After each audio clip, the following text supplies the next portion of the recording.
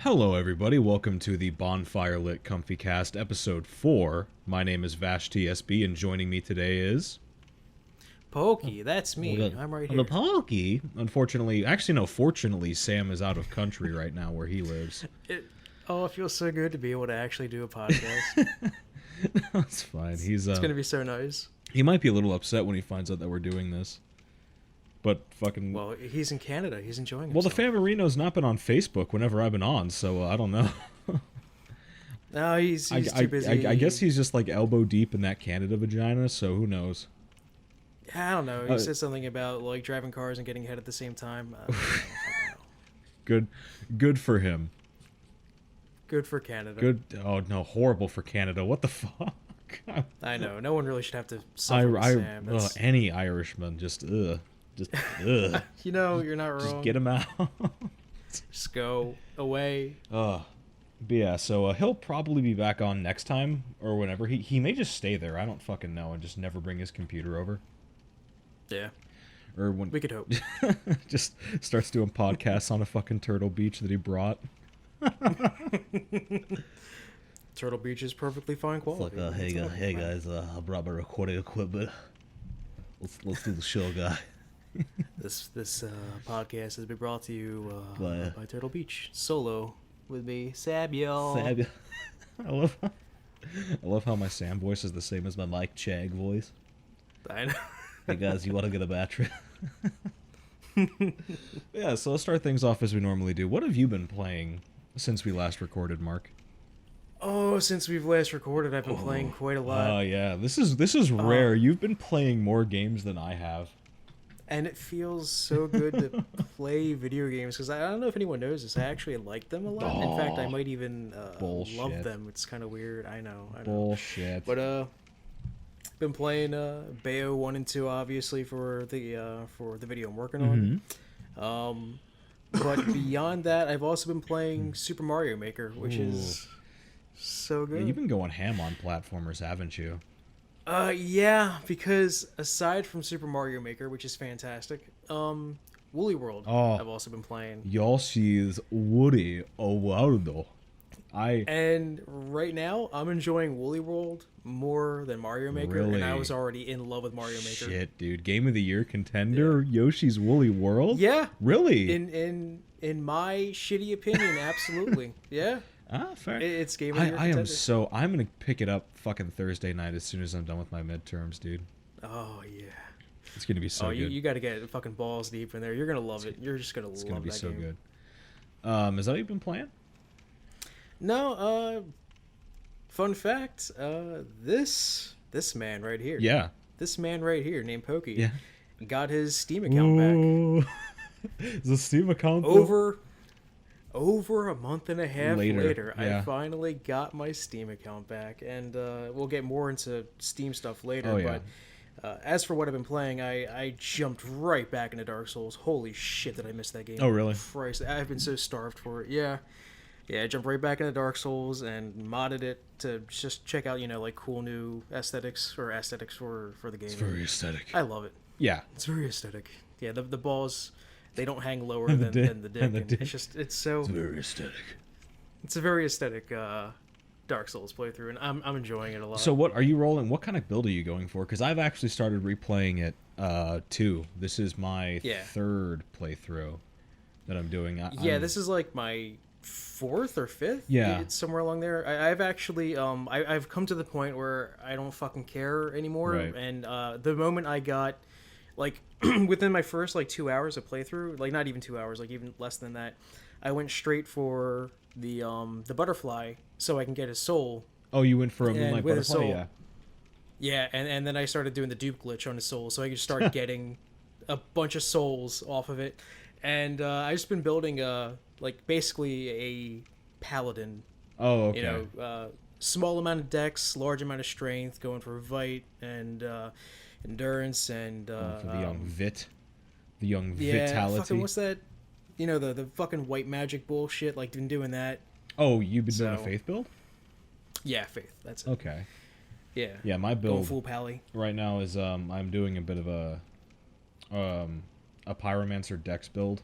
It's because I was like because I'm doing a Dark Souls 2 playthrough with Sam right now, and there I'm doing I'm building up to a hand-to-hand strength build. The character's name is Star Platinum. He's blue.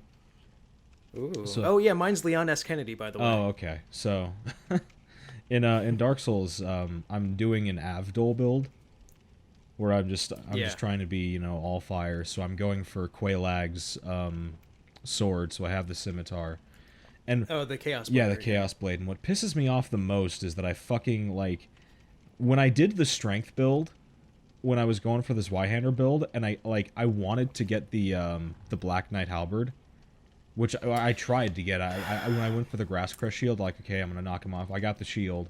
It's fuck. Now I got to go for this Y-hander. I'm doing a dex build, and I kill the Black Knight, and I get the halberd, and it's you fucking asshole! Fuck, dude. The word. In every single playthrough I've gone through, I have never gotten. You've never gotten the halberd. That is only the second time I've gotten the halberd. Wow, I've never ever. Fuck, man. Well, I mean, it sucks, but I mean, the BKH would have been great. It really would have been nice, but that's actually what I got. Oh yeah. Yeah, so I mean, we could fucking partner up one of these. Oh days. yeah, I guess we could do the cooperative. Engage in some jolly cooperation. Oh, so jolly. So the top jolly. Very jolly. Yeah, we could do that. Other than that, what have I been playing? I've been playing MechWarrior Online and Hawken for the video that I'm still working on. Mm-hmm. I haven't really been playing much other than that, come to think of it, because I've had midterms this whole past couple weeks. Yeah. So I've been sort of trying to focus on that. Obviously some more Ori, because I still want to keep up on that. Other than that, though, I haven't really been playing a whole lot. And Dark Souls 2, obviously, with Sam, which... Oh, yeah. Which that'll turn into something soon, hopefully. Yeah, that's really all about it. Yeah. So moving on from that, we got the album of the week, which finally we cycle around to you.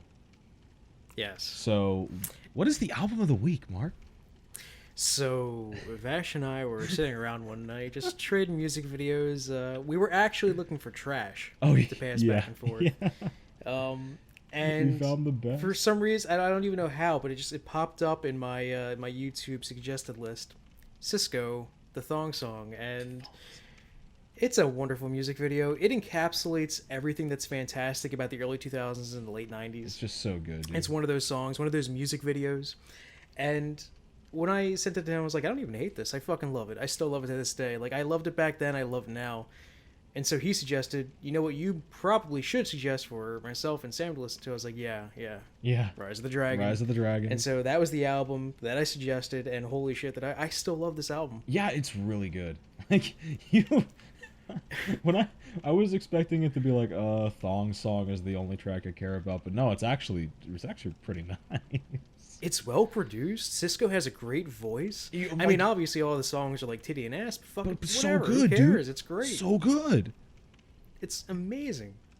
Oh. And it's a shame. I mainly really wanted to suggest it was for Sam, but Sam's not here. It's a conflict of interest because it's great, he's not here. I'm happy about that, but it's damn it, he's not here, and now we can't talk about. Or I can't hear his opinion on Cisco Rise of the Dragon. Wait, did we do? Oh shit, we actually fucked up the name of the album. It's not Rise of the Dragon. It's Unleash the Dragon. Oh, Unleash the Dragon. Shit, dude, I'm autistic, but yeah. Yeah. Oh, dude, Thong Song was great. How Could I Love You Tonight was so fucking good. Just so good. Ooh. Everything about this album is just pure gold. The best way to explain it is, do you want to get wet? Even if you're a guy, just do you want to get wet? And it just happens. It just happens. Cisco's still a good. I don't know. Maybe he's still a good looking man. All I know is that you go back and you watch the Thong Song, and Cisco looks delicious. Oh yeah, definitely. Oh, such a good looking man. Oh, so good. But yeah, so yeah. You can get this album on Spotify is where I listen to it. You can Yes, obviously same as I. still get it on iTunes, Amazon MP3, just all these other places. Basically, if it's a store or if it's an online retailer, it'll carry Cisco's Unleash the Dragon. So yeah, Yeah. because like, and oh my god, if you're debating on whether or not to get this album, check out the music video. Like, Please do. everybody that I've talked to, just I've tried as hard as I could to get people to listen to or just watch the music video. It is that great. Just, and It just makes you feel good. well, no, because the best way that I've been able to describe it is the tower of like, because at the end of it, before they hit like the nightclub rave scene, when just right. like they're on the beach, right, and the whole crew just jumps into the air, like clearly on cables, and they just form a human tower of wanting to look at ass. Yeah, dance through, man. That's how it works. Best fucking thing on the planet. It is the best music video I think I have ever seen, and that is counting for what was it? Not Aha's "Take Me On," but or "Take on Me," but was it Phil Collins in the air tonight? Oh, I don't Was know. that I've a never was seen that was music that a video, Co- or maybe I was that a did. Collins record? I don't think it was. I don't know. I'm not sure. Hold on. I was talking about Collins. Yeah, yeah, recently, yeah. so It was Phil Collins in the air tonight. That fucking music Okay. video was the shit. But this one too, though, is really good. Yeah, I put it up there with Nine Inch Nails, "The Perfect Drug." What was the fucking Pussifer track you linked me? Oh, the Grand Canyon. Yeah, that was really good. Yeah. I have that. Yeah, now. they did that high aperture Yeah. or slow aperture capture of the sky rotating And then I around the Grand Canyon. Oh, it was so and good. then I linked you Gazelle Twin, right? In response to that. Yeah. That was good. It was very minimalistic, and that was good as well. We do some really lame shit. We think it's cool as fuck. God, we are the gayest. We are so gay. I want to go on a little bit more about the thong song. Like everything about this music video, specifically this music video, just feels so good. It makes me feel so good. Like it's a white beach sand with like it's got the cloudy sky, like rain's gonna be coming in soon. Yeah. So it's like it's got this really nice contrast between like dark and light colors, and because it's like the bright sunny day at a beach, but dark clouds rolling in. That feels good, and it feels good to see all these asses and titties like wandering around there doing this, and then Cisco looking great doing it as well. And honestly, this is funny. The reason why I love Blacklight so much is because of this music video. Because when they go to the night concert, Yeah.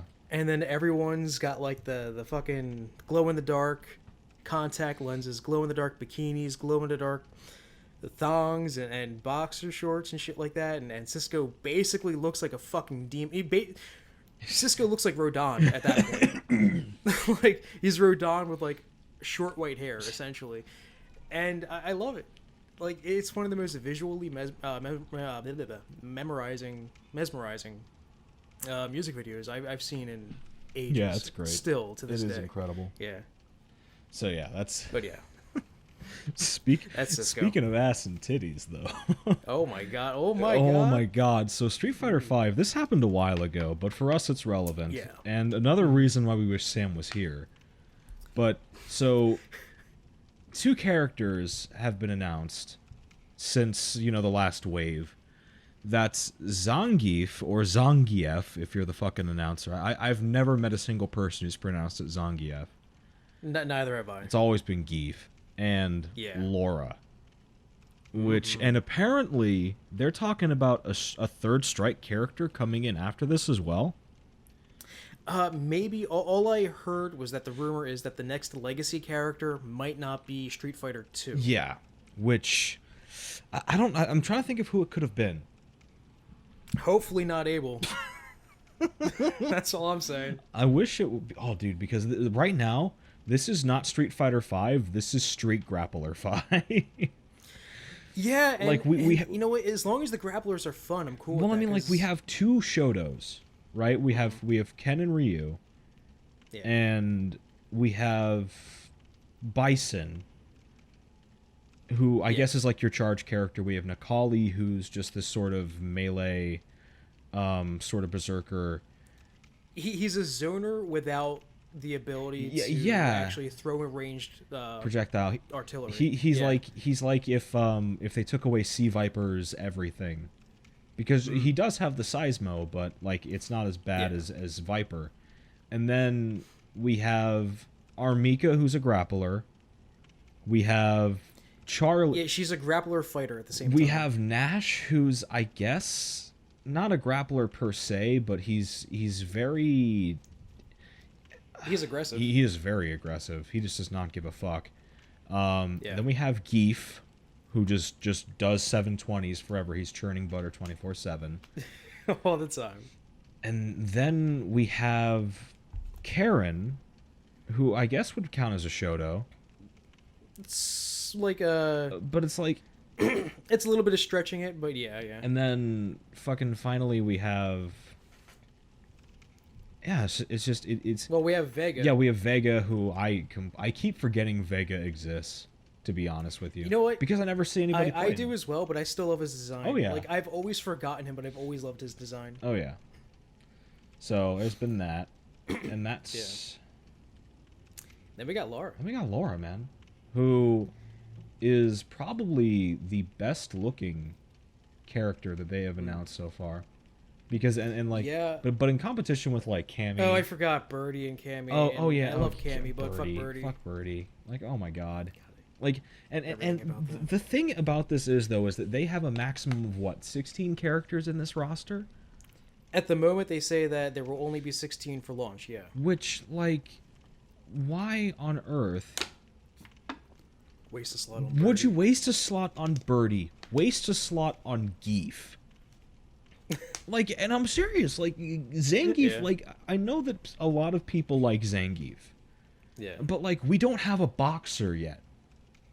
We're sitting... No, we don't have a boxer. We're sitting on, like, 3-4 grapplers. We have no, we have no Balrog. We have no Doodly. Like, we have no... And if they bring back Dudley, I swear to fucking God, it better be the aesthetic of Street Fighter 3. Oh, yeah. Because he looks hideous in 4. Well, okay, looks like to be trash. fair, everybody looks like trash in 4. Yeah. 4's art style is... Fuck awful. Garbo. Just God, fuck it was so awful. bad. But, I mean, like, Yeah. the thing about it is that, like, Laura looks fun. Looks incredibly fun. Looks incredibly fast. Looks very aggressive. Yeah. Geef looks like Geef. I mean, he's You know, I mean, he does. he's this big fucking bear who just runs around Yeah. and fucking hits your shit in and grabs you in cinematic camera angles, because I guess that's a many. thing. Yeah. He's the most cinematic character. And it's just, I don't know why the slots were distributed like this. Because, like, I get that you want to have your core staple of Ken and Ryu. Yeah. And then you have Chun-Li. And then you have Cammy. Which, you know, once again, sort of makes sense. Then you have Bison. And then you have Nash. But that's already, like, half, or almost already half of your roster. So you have to be pretty diligent with this. And then you're just like, oh, yeah, Birdie. Oh, yeah, Geef. Oh, yeah, Karen. Which Karen makes sense, but, like... Yeah, I love Karen. I was so excited for that. But it's like...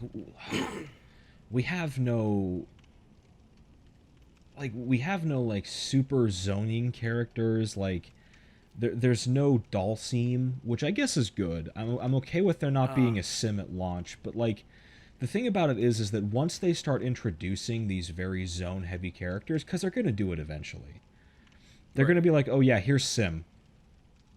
Or here's Guile. Give me Necro. Oh, yeah, here's Necro. With the fucking limbs, right? There's that shit.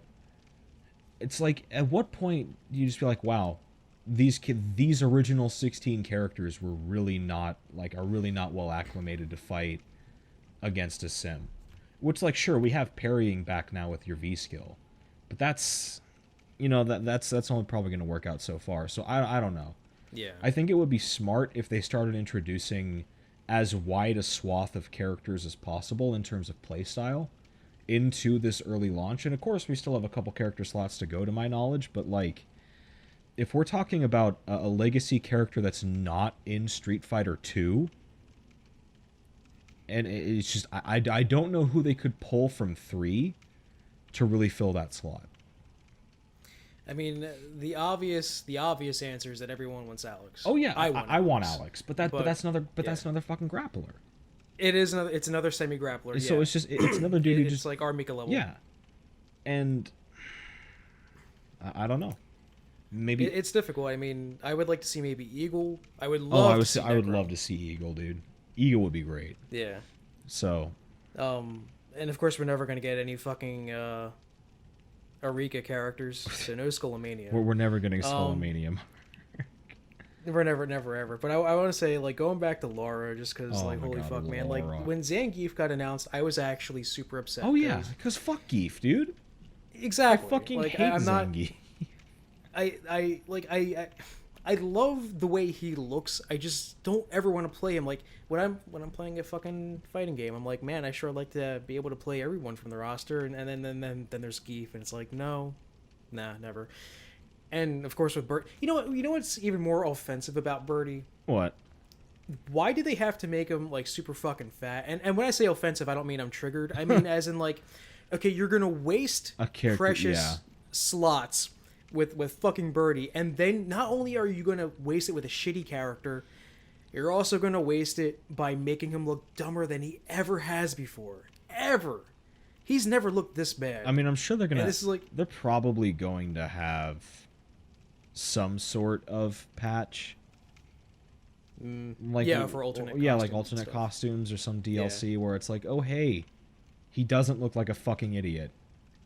Yeah, I'm going to have to fucking... When it comes to PC, because it is coming to PC, thankfully, I'm going to have to mod his character model into something else.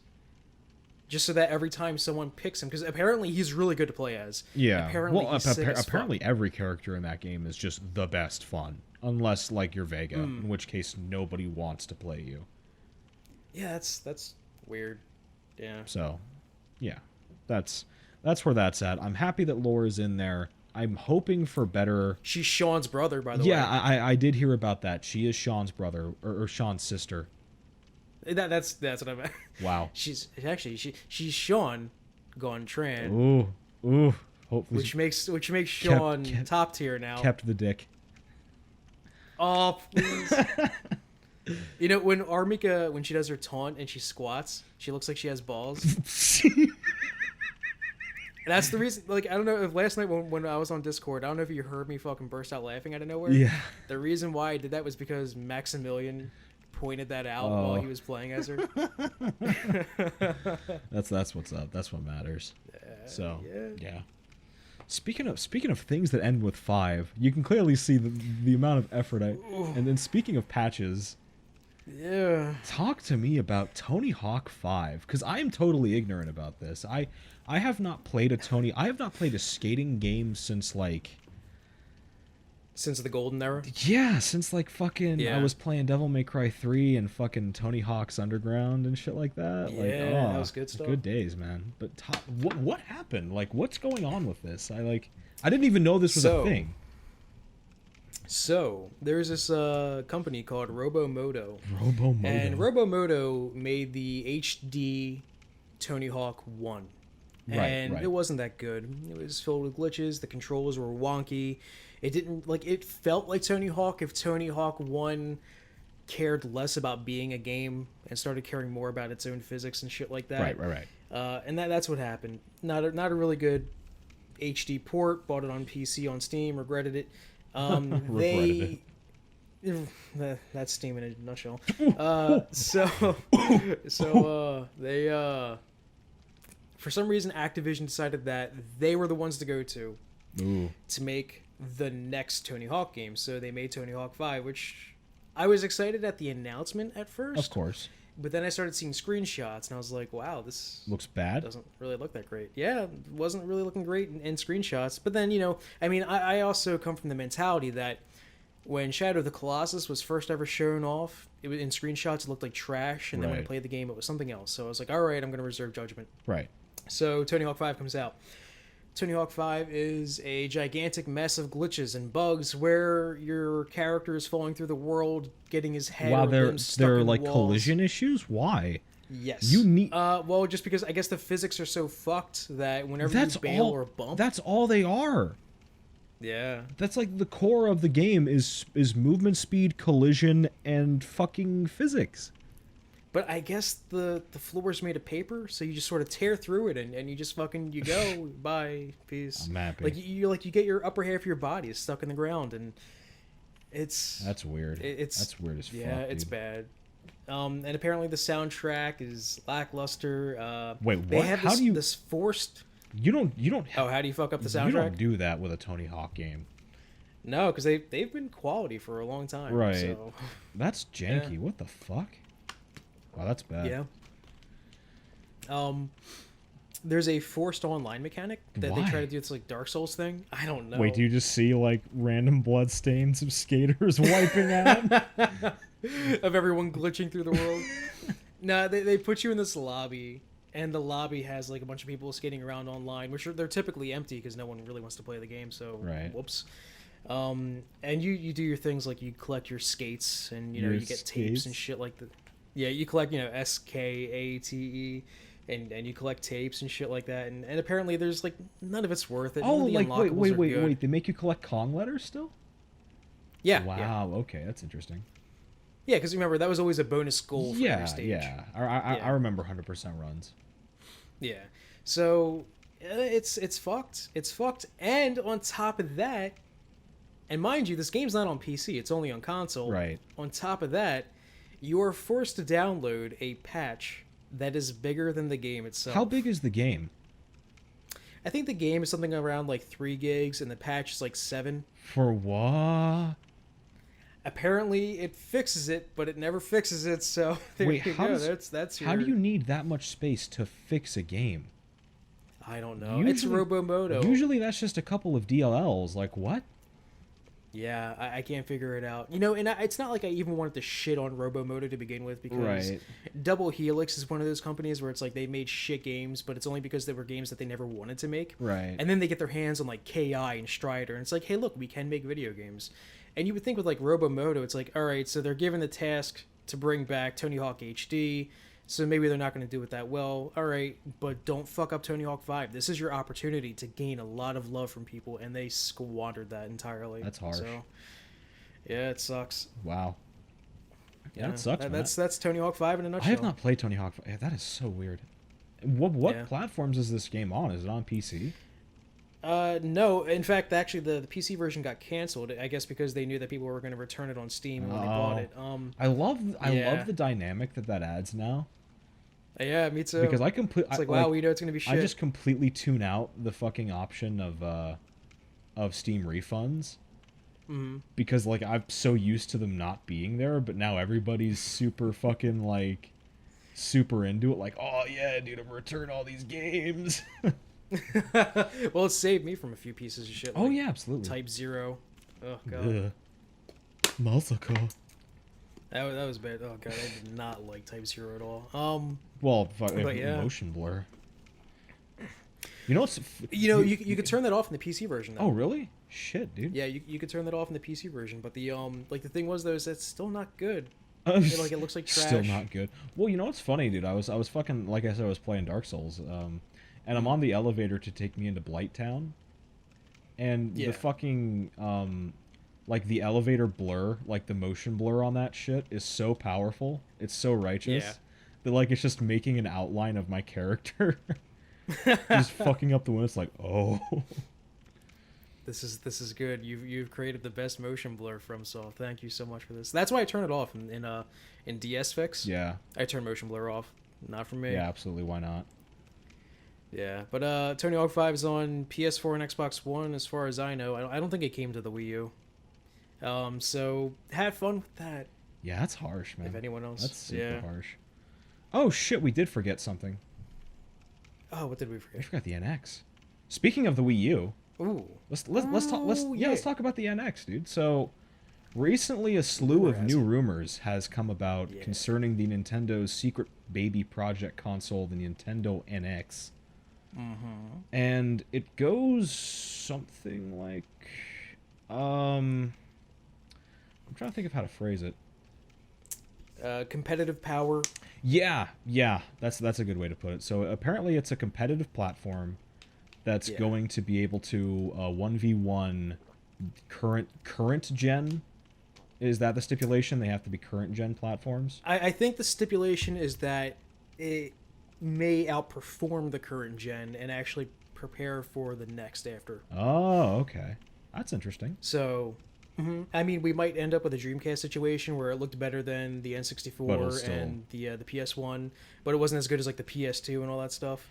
Which was sort of the situation with the Wii U, but I mean, yeah, that was the situation with the Wii U. It actually, because the Wii U was more powerful than the 360 and the PS3, but it didn't really compete with the 4 and the 1. Right.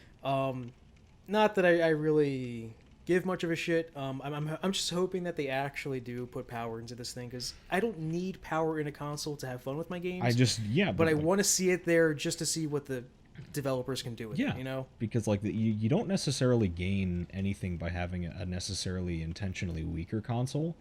You just lose out on the ability to do some things, and we're not talking strictly about graphical fidelity. We're talking about like RAM, processing talking about processing power. We're talking about like all this shit, which people don't think it'd be like it is, but it turns out it do though. It truly do. And apparently it's also going to be a true hybrid of mobile, or not mobile, but of handheld gaming and console gaming. Right. So what that entails, I don't know, but what I'm hoping is that this might actually be the opportunity for them to just start like putting all those amazing JRPGs and other video games that come out on the DS and the 3DS to finally come to the console. Like, I would love to see Monster Hunter X pop up on the NX. That would be the shit. That'd be great. Well, the way they're talking about it, it sounds like it's going to be sort of like a PlayStation TV thing, almost, where you might you might be able to play some 3DS games on it, which would be fucking the nuts. Oh, that would be fantastic. That'd be great. Question. Should I kill the fair lady? I kind of want that Firekeeper soul, fam. I don't like spiders. I mean, it's like. But don't I get Chaos Fire from her? I'm not sure, but doesn't that like fuck up your opportunity to save Solaire? Maybe. I don't know. I'm not gonna kill her. But anyway, yeah. So that's the Nintendo NX in a nutshell. Basically, right now, is we're seeing a lot of conflicting rumors. Because a while ago it was the Nintendo NX is actually going to be weaker than the PS4 and the Xbox One. And that came from a trustworthy source. Someone who's actually debunked a bunch of shit in the past. And now we're seeing it from a not necessarily super duper trustworthy source, to my knowledge. Yeah, it's the Wall Street Journal's being cited for this. Which, I mean that is trustworthy, but depending on where they get their information from, you never know.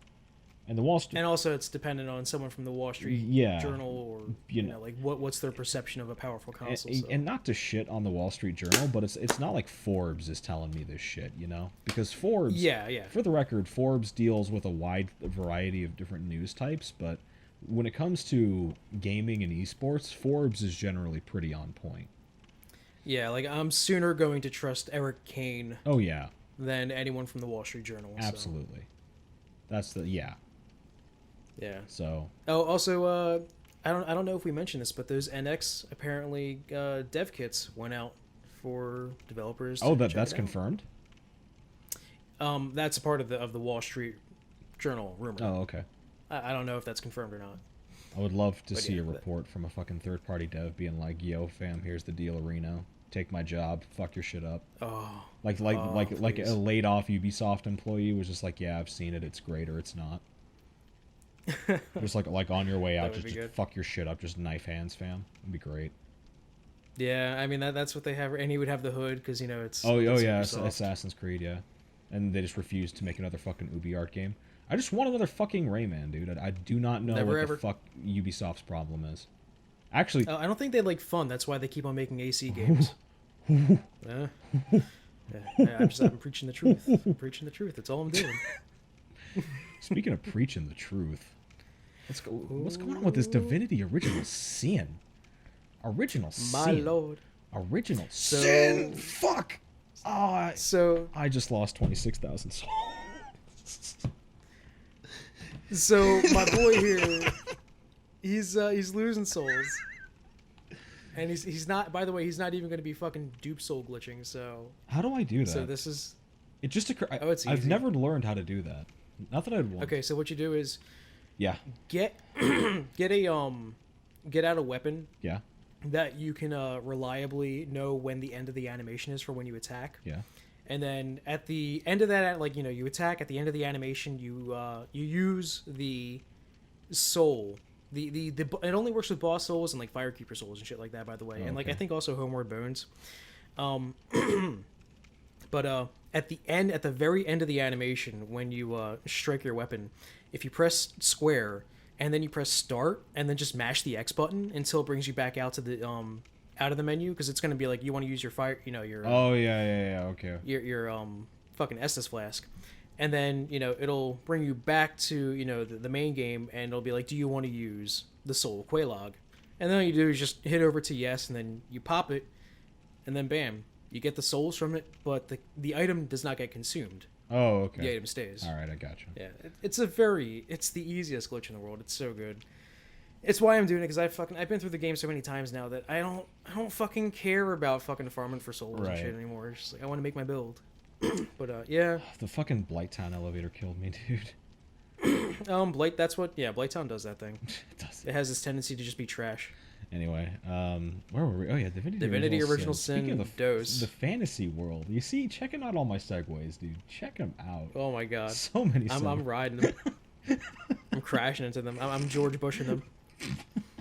I'm falling over. I'm falling. Fuck, dude. Let's invade Iraq. Help me get up. Could you imagine if George Bush was like, "Help, I've fallen. I can't get up." Help my segue. Like after, Segue we to a new topic. like after he dodges the shoe, he just falls over.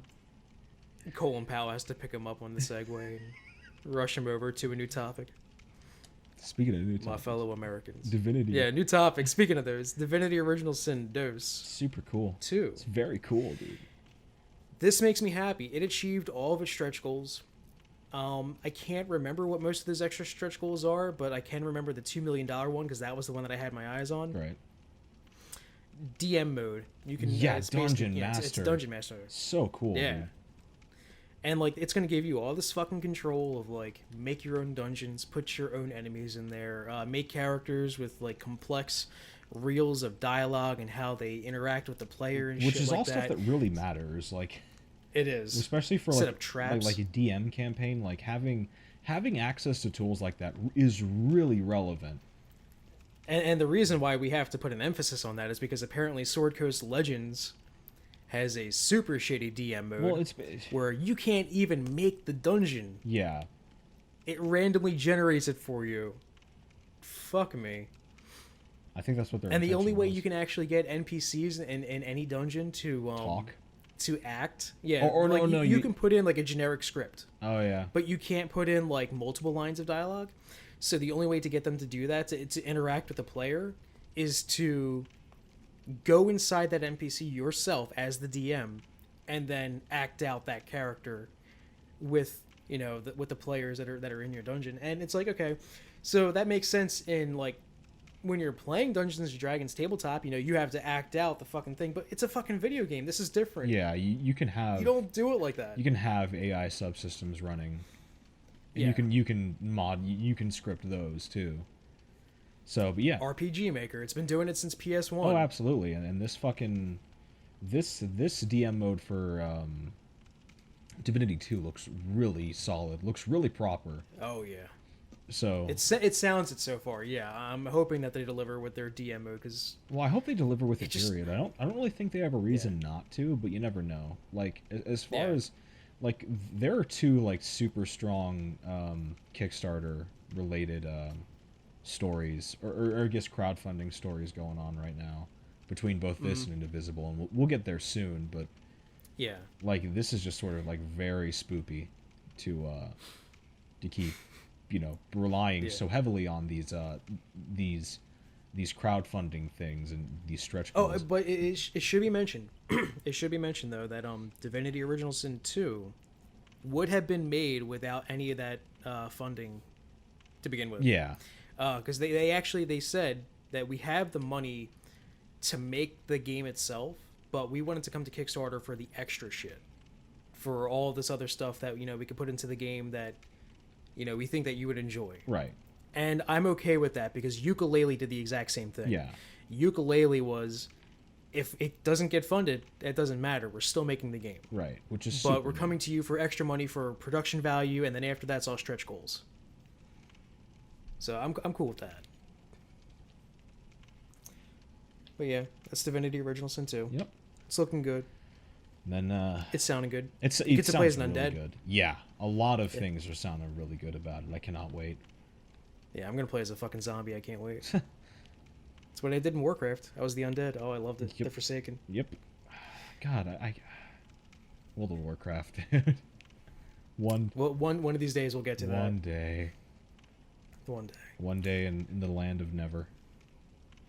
Yeah, speaking of RPGs that used to be good, When was it good? Final Fantasy used to be good. So I've heard. Yeah, There was a day. the last good one was 10, right? Uh, The standard of That quality. Hey, it had a good soundtrack. 10 is stretching it, but 12 was really great. I love 12 had good everything. Well, story Yeah. was a little bit sucky, sucky, 5 but had good soundtrack. Yeah, I mean, I love the fuck it, whatever. We're not talking about 12. We're talking about Final Fantasy 15. Political. Yeah. So, apparently Tabata is willing to go further in risking his hands completely shattering. Yeah, brave soul is all I can really use to describe Tabata at this point. Honestly, he's a hero. He's a hero. He really is. He's the Catherine Jenner of game developers.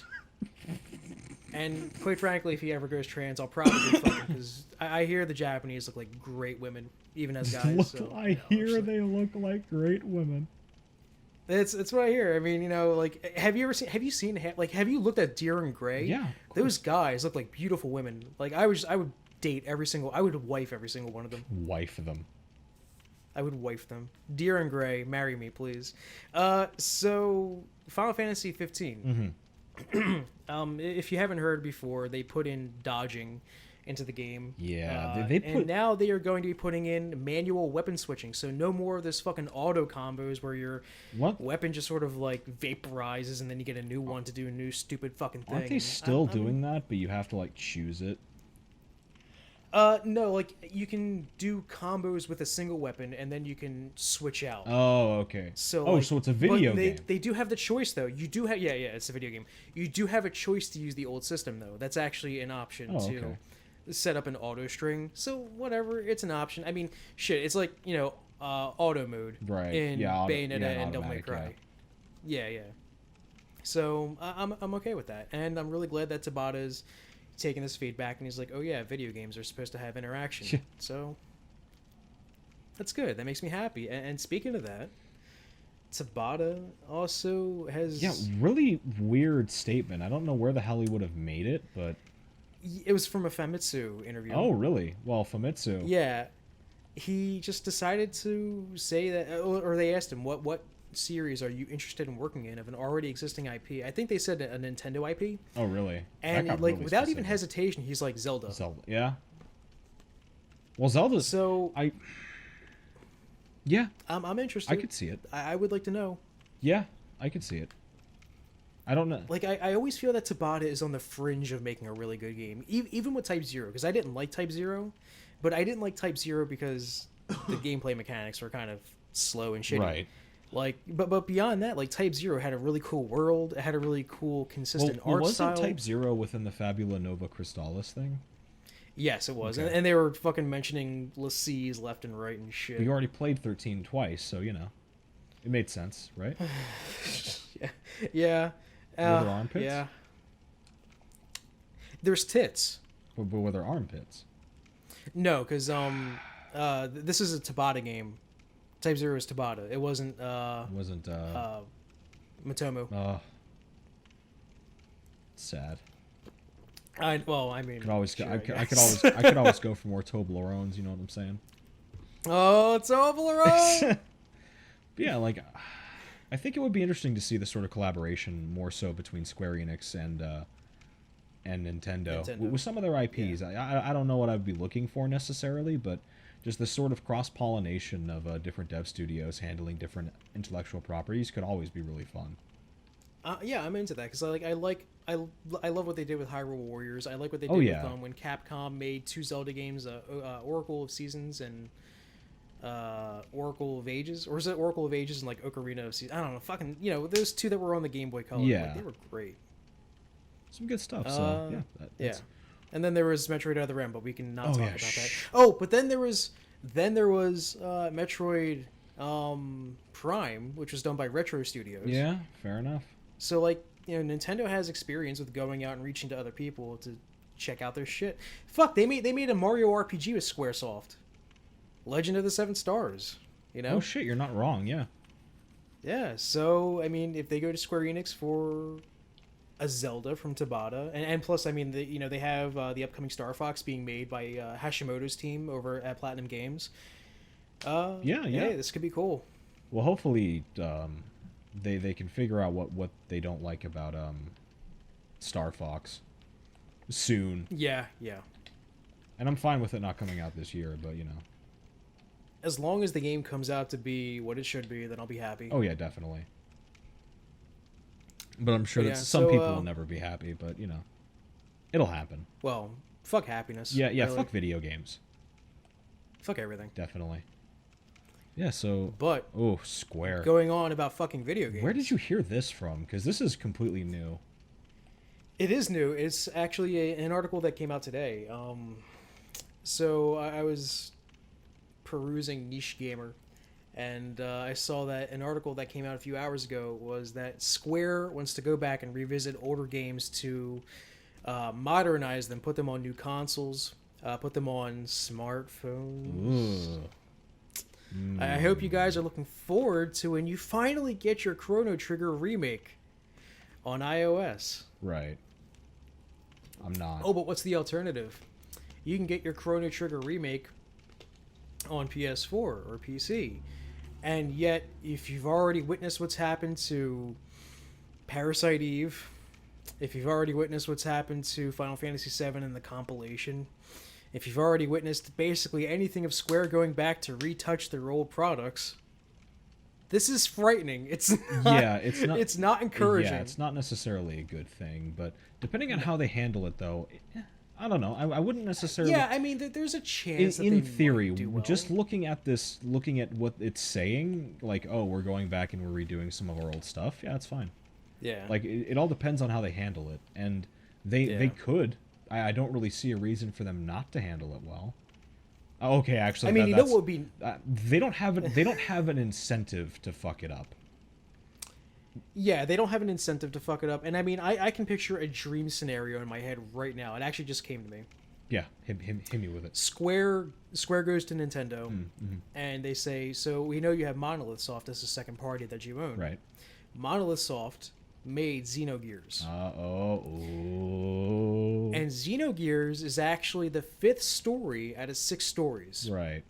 Because there's supposed to be a 1 through 4, and then there's Xenogears, and then there's supposed to be a 6th final game. Right. Of course, the only one that was ever made was Xenogears, and then Xenosaga tried to do it, but it didn't really work. And then then there's Xenoblade Chronicles, where it basically just says, fuck all that stuff, we're just making a Xeno game that's just fun. Yeah. And what would be really cool in this dream scenario, in my head, this Nirvana fallacy, is that they're like, hey, by the way, I've been watching some Sargon of Akkad, if you can't tell. So, hey, Nintendo, we would like to not acquire Monolith Soft, but get them, we would like to commission them to make Xenogears games. Put them on, like the Wii U or the NX or fucking whatever. Yeah. That would be sick. Oh, I would love that. I need to catch up on some Xeno games, because I want Xenoblade Chronicles X super bad. Yeah, well, you don't have to play the original in order to so it's like an one. offshoot story?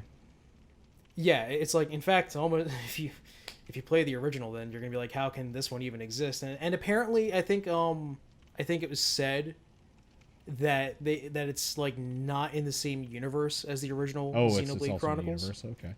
Yeah, it's like it's an alternate universe scenario. So whatever, cool. Yeah, I'm all about that. That works out just fine. Yeah. So, something that's happened relatively recently, and a game that the both of us were very excited for, has been out in Japan in arcades for a while, or not really a while. Since like July or June, somewhere around. Yeah, there. it's been there for a minute. But we're talking about Pokkén Tournament, which is a really cool mashup of basically Tekken with Pokemon characters or Pokemon as your fighters, and apparently it's in a 3D space, yeah, rather than a 2D yeah, plane. a 3D fighter, and it's really cool. It looks fun, you know. Fucking everybody's really awesome. It looks like a blast. Looks like a fun video game, but apparently a lot of people in Japan don't like playing it because a lot of arcades are reporting that it's not doing too well. Yeah, apparently it's in the red, and one of those arcades, one of the biggest arcades in Japan. Was it Super Potato? It's not. It's not sure. in Super Potato, is it? I don't know. I'm not sure. But all I know is that they're going to get rid of it. Yeah, which is really One of them is going to be getting rid of it.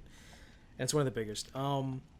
It's also fair to mention that since 2006, there's been a decline in popularity of arcades in Japan. Yeah, which like, if, you know, for us in the West, that's not really anything new. It's like, oh yeah, arcades have been fucking dead for yonks, but fucking yeah, which is a shame. I mean, it's a great atmosphere, but I mean, it sucks that it's already like in Japan for nearly 10 years now. They've been slowly on a decline of not really getting much people in arcades as they used to. And then on top of that, you have this Pokkén game, which looks great. I haven't played it. I don't know if it's good, but a lot of people are really excited for it here in the West. But apparently over in the East, they just really kind of don't give a fuck about it. And like even like on 2chan, people have been shit talking it from here to high hell, saying like the controller that they make you use is trash at the arcade. They really hate the fact that there's only 10 characters and no bosses. And now I will say, I can see where they're coming from because it is very traditional. Yeah. For an arcade game to have more than 10 characters and to have bosses. So lacking that substance in the arcade is damning.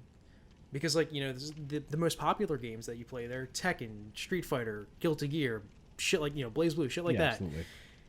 Guess what they have? They got bosses. Yeah. They have a roster more than 10. So, Pokkén really came out weak. Yeah. You know, its arms weren't flailing, which kind of sucks. But, I mean, the game's still going to get released here in the West anyway. They said that despite this, it's still going to be coming to Wii U, so I'm happy about that. Which, good on them for, you know, keeping their shit with them, so. Yeah. Hopefully, when it comes over here, I can actually get a physical copy and not an eShop exclusive download that's going to take up all the space on my fucking hard drive, shitty ass. Yeah. That's one thing that I'm really not a fan of about the Wii U is the hard drive capacity on it. I mean, of course, I can 32 gigs. You can hook up an external, but that's not really the solution that we should be dealing with nowadays. Not only that, but it's also, I mean, you know, Joe's personal experience. Yeah. It's actually, you know, his hard drive got corrupted, so he lost all his data. He lost all his Captain Toad treasure tracker save and all that shit. So, I mean, it happens. It's you know, the flash space is volatile, but that's not really an excuse. Yeah. Yeah. And in that same breath, it's just like, well, why didn't you just release, you know, the platform like this in the first place? Yeah. I mean, if this was your idea, then you probably should have put maybe more space in there.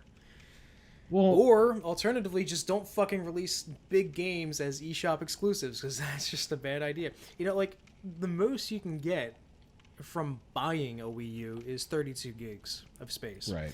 10 of those gigs are eaten up by the operating system. Yeah. So you actually have 22. And that's without putting anything else on there. That's without DLC. Yeah. That's without other eShop games. So... Yeah, and I guess the main reason why I'm even saying that is because, you know... Video games. Fatal Frame 5. Oh, yeah. Well, I mean... Yeah. Even when I fucking got Mario 64 and Mario and Luigi Superstar Saga, like that's Mm. that's if I want to play those games, that's space that has to be taken up on the hard drive, which it Yeah. is obvious, it's a no-brainer, but at the same time, it is a very fucking annoying way to have to lose a shit ton of space. You really shouldn't have to juggle when you have a platform. You shouldn't have to juggle what games will I let be there. Yeah. That shouldn't be an idea that crosses your mind. Now, I get it. I get eShop, old game downloads. I get that. That totally makes sense. But for new games, Fatal Frame 5, why are you doing this to Fatal Frame 5? It's a 16 gig game. Like, fuck. Yeah, it's just like, and of course, games are only getting bigger. Yeah. Like that's just a thing. Like, as game world sizes increase, as graphical fidelity and assets get better and better, you need more space to put on these fucking hard drives. Which, would be fine if only, like we keep saying, if only it was up to the task. Yeah. And in these instances, the Wii U hard drive really just isn't. It's basically basically acting like a secondary disk drive. Which basically. for some people that is literally what it is. It's another disk drive, but that's not what it should be. It shouldn't be like, hey, I'm going to put a DVD in for Super Mario 3D World here, or Yoshi's Woolly World here, but then at the same time I'm also going to have one for what's it called? I'm really autistic. Help. For Fatal Frame. Oh, just treating something completely separate for a different drive for Fatal Frame. Like that's just something that shouldn't really be happening. Yeah. And of course it really doesn't, but it's like it's one of those things where it sort of feels deliberate, just so you'll fucking buy a secondary hard drive. But as far as I know, Wii U doesn't have. Yeah, it does sort of feel like it's forcing your hand. But it doesn't necessarily have a secondary hard drive, does it? Does it have a peripheral hard drive, the Wii U? No, it's got the flash drive with 32 gigs on there, and then you have to put in the external yourself. And like, let me put this into perspective for anyone who doesn't think that this is a big deal. Say between now and December, the two games you have your sights on, if you're, say, myself, would be Fatal Frame 5, Maiden in Blackwater, yeah, and Xenoblade Chronicles X. So, Maiden in Blackwater, eShop exclusive in America, takes 16 gigs out of the 22 gigs of space that you have. Right. This leaves you with an obvious 6 gigs. If you want to download all the optional DLC, and when I say DLC, I'm talking about like this is performance enhancing content that you can download for free for Xenoblade Chronicles X. If you want to download all of it, it costs 10 gigs of your space. You cannot have Fatal Frame 5 on your drive plus all the performance enhancing DLC for Xenoblade Chronicles X at the same time on your Wii U. Yeah. It is not feasible unless if you have an external hard drive. And that how is that acceptable? Yeah, that really does, and that shit does matter.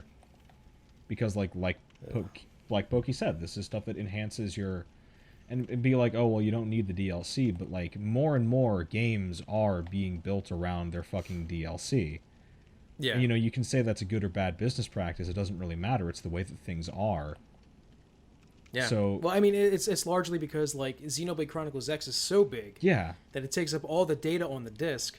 So you need to get or you don't need to, but they in order to get things like shorter load times and like more monsters on screen, they had to put that as separate DLC. So fuck. Yeah, and on this topic, I was gonna say Final Fantasy V, Fatal Frame 5 censorship. Why? It's mature rated.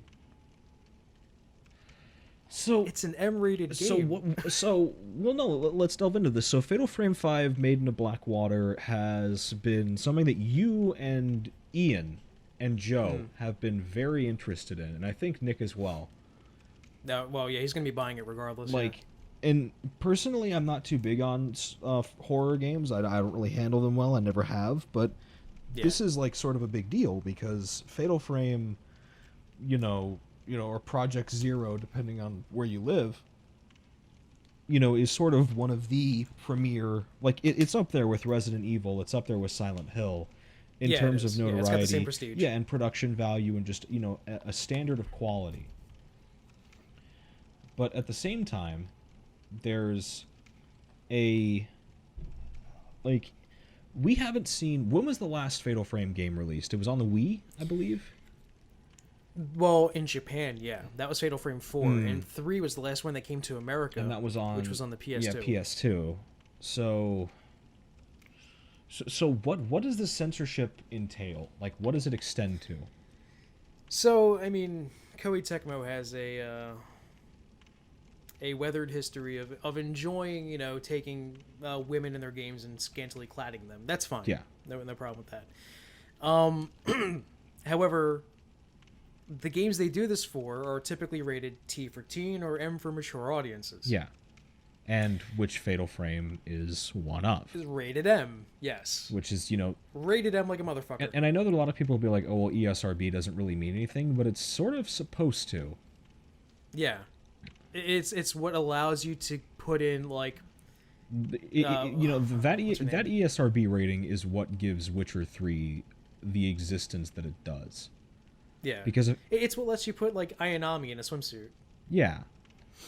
Like, that's... Or, I can't remember her fucking name. The one from Dead or Alive. I do not play Dead or Alive. I don't know. It's not that good of a game. It's not that good of a game. She's an unlockable character in Fatal Frame 5, and you could put them in swimsuits and lingerie. Oh, wait, no, you can't. Not anymore. And I'm glad about the whole fucking, like... You can play as Samus or Zelda. That's cool. I like that. I like that those costumes are there. I love thematic shit like that. But at the same time, this is an M-rated game. Why did you censor this shit? It makes no sense. Right. I will never support censorship. And yes, I know I bought games in the past that have censored things like Xenosaga and shit like that. Well, it's like, first of all, A, I didn't know. B, it was the only option. And you know what? Now at this point, like, I'm not a big enough fan of Fatal Frame to be like, you know what? I'll buy it regardless. Yeah. Which, to be fair, some people, like you said, Nick. Right, Nick will. He'll buy it regardless. Like, if Xenoblade Chronicles X comes to some sort of censorship, which it might. Actually, in fact, it does. Well, really? Sort of. Like, they changed someone's age to make her legal. Oh. Because you could put her in a swimsuit. Oh, okay. I mean, that's not really censorship, but, whatever. Like, I mean, if there's shit like that ever happened, like, I would be like, all right, I'm still going to buy Xenoblade. But I still can't support and applaud the notion of censorship. And I'm not a big enough fan of Fatal Frame to be like, well, I'm going to get it regardless. Because you know what? Fuck. This is dumb. I hate it. Like, it's like you're trying to ensure its failure in the West. No physical release. Yeah. No, I got you. Censored. Like, I'm just really frustrated with Nintendo right now. Well, I don't know what sort of, like, decisions push them to make that. Like, does it only extend to the lewd costume? Yeah, the lewd is all the few costumes that are revealing. They are what gets censored. All the blood, gore. Yeah, everything that is Fatal Frame. Yeah, that all stays. All the Ringu shit is just staying there. Yeah, all the depiction of violence and terrible happenings, but tits and ass, which they don't even show tits and ass. They're just like there's more fucking... revealed thanks to lewd. It's fucking lame. Frustrating. I mean, I wasn't really gonna buy it anyway, but that's that's definitely a turn off, and especially considering like the situation that this the franchise is in the West, where it's sort of getting like almost a Yakuza treatment, where they're just not porting it anymore. Yeah, pretty much, and like I mean, thank the gods that Sega lets Yakuza continually happen, but. Fuck, I would sure like to play some of those Yakuzas that Japan is only getting. Yeah, oh, definitely. Yeah, I would love to get games. I love video games, as it turns out. So that's Fatal Frame 5, and moving on to more poor decisions for digital shit. Let's talk about fucking Deus Ex. Deus Ex Mankind Divided, which we talked about two episodes ago. Was when we really fucking went in on augment your pre-order, and a lot of people have really had a field day with this with the way that this was handled. And as it turns out, apparently people over at, was it Squeenix who pulled the trigger on this one, or well, I mean, they were the only ones that were capable of it because they are the publishers. So basically, Square Enix must have been listening, which I guess you could also sort of point to Tabata sort of reversing his position for Final Fantasy on that Final as well. Fantasy 15, yeah. But either way, we are in a position to where hold on. I'm trying to think of the word. I don't know why I'm having trouble remembering it. But we were in the position to augment our reality. Well, no. We're in the position to where like this entire pre-order system has just been removed, like completely. And that's the tier system. That they tried, which I don't know what that means now. Like, what is the current status of the pre-order situation? Like, what have they changed? So essentially, all that stuff that you could get in tiers. Yeah. That's been changed to if you pre-order, you just get all of it. Oh, well, good. It's still a pre-order bonus, though. They still tell you to put faith in the game. Absolutely. But, like, it's not as bad as it used to be, I guess. Right, yeah. It's like... Which it's not as bad. Which absolutely in no way validates its existence. But, you know... Yeah. When you're given a choice between several bad decisions, I mean, you're logically going to just take the one that has the least worst consequences. Of course. Which, you know, of course, like, I urge to remind does not necessarily validate, but, you know, it's worth thinking of and recognizing.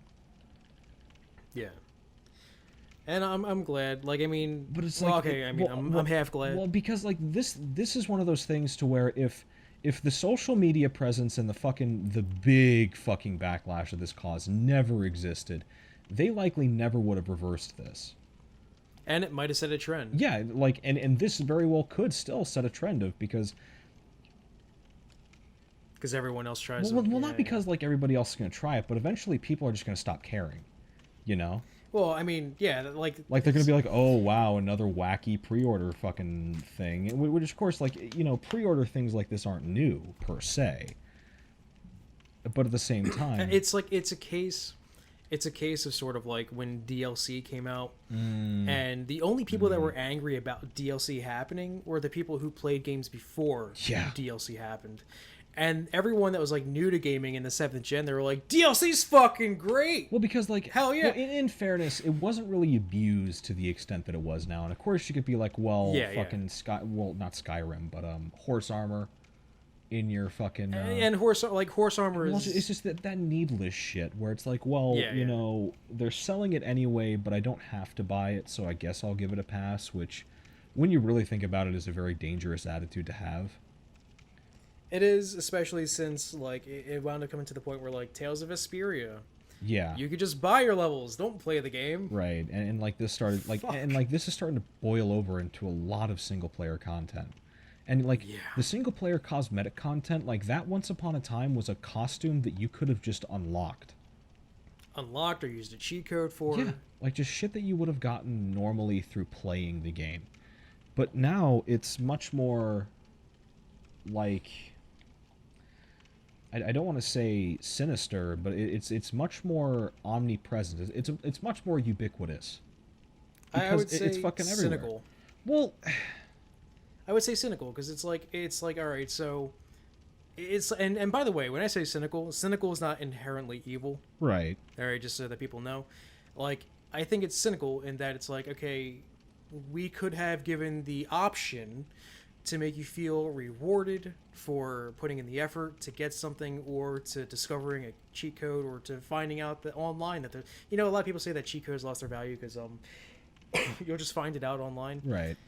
That's how we found out anyway back in the day, was like getting magazines. Yeah, of course. And in the magazine we'd find cheat codes, and it was still satisfying to put in a cheat code as long as you had the information there.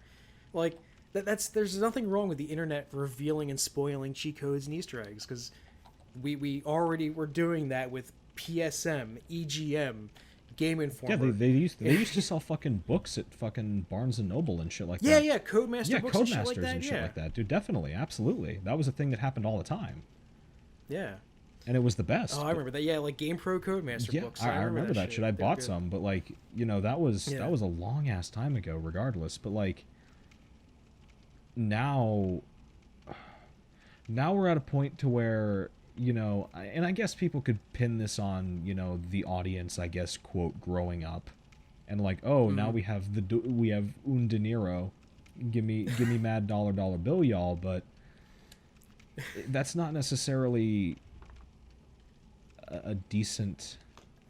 It's not a very cogent argument because, quite frankly, like if you really wanted to go with that argument of how your time's being wasted, you know what saves you more time than putting in your credit card information? Entering in a cheat code. Yeah.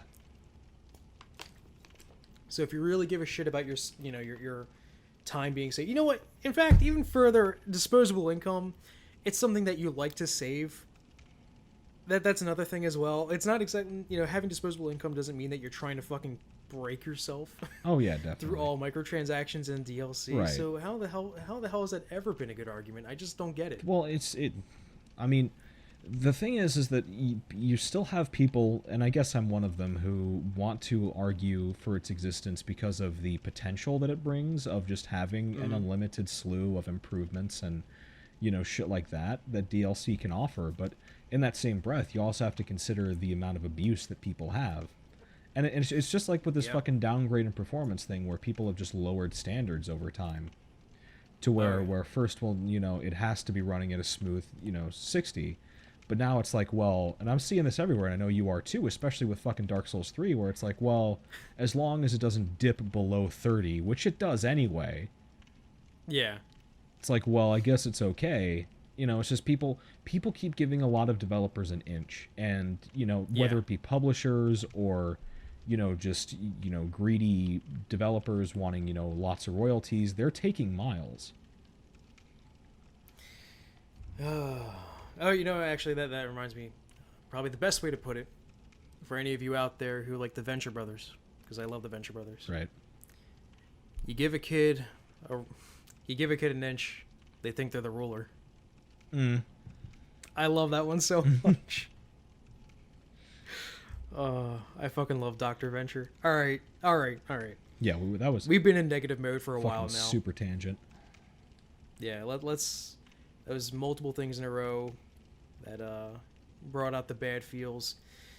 Not that this is gonna bring anything better, but Star Wars Battlefront beta. Did you play any of it? I didn't. No, I watched a lot of it because I was not about to install Origin for it. Yeah. I've already got one form of DRM on this machine. I don't need another. Oh, come on, man. You need all the spyware in the world. But hold on. Steam's not DRM. I apologize. No, it's DRM done right. People actually think that. All right, so Star Wars Battlefront hits beta. Yeah. I've been watching a lot of it myself. I know you just revealed that you had as well. I'm not impressed. Yeah, it looks like Battlefield. Looks like Battlefield. Yeah, looks like Battlefield with the third-person camera and a Star Wars aesthetic. Yep, looks like Star Wars Battlefield, which I guess was what we should. I mean, I expected that to an extent. Like, I guess because the developer's pedigree, but it's like. Well, I mean, I go back and I look at and I remember playing Battlefront 1 and 2, and I just remember there being a hell of a lot of chaos, and it was just a good time from start to finish. And then I'm just sort of seeing this focus on needing to coordinate with people, but a lack of communication. Therefore, everything is just fucking. It's chaotic for the wrong reasons. Yeah, definitely. It's chaotic because no one is fucking cohesively working together. Right. And I don't know, because when I look at Star Wars Battlefront footage, I keep wanting to call it Battlefield. When I look at the Battlefront footage, I see like it looks good. Right. But at the same time, it looks like a quality video. It looks like it has a lot of production value put into it, but at the same time, it also doesn't necessarily look like a game that I want to play per se. Yeah.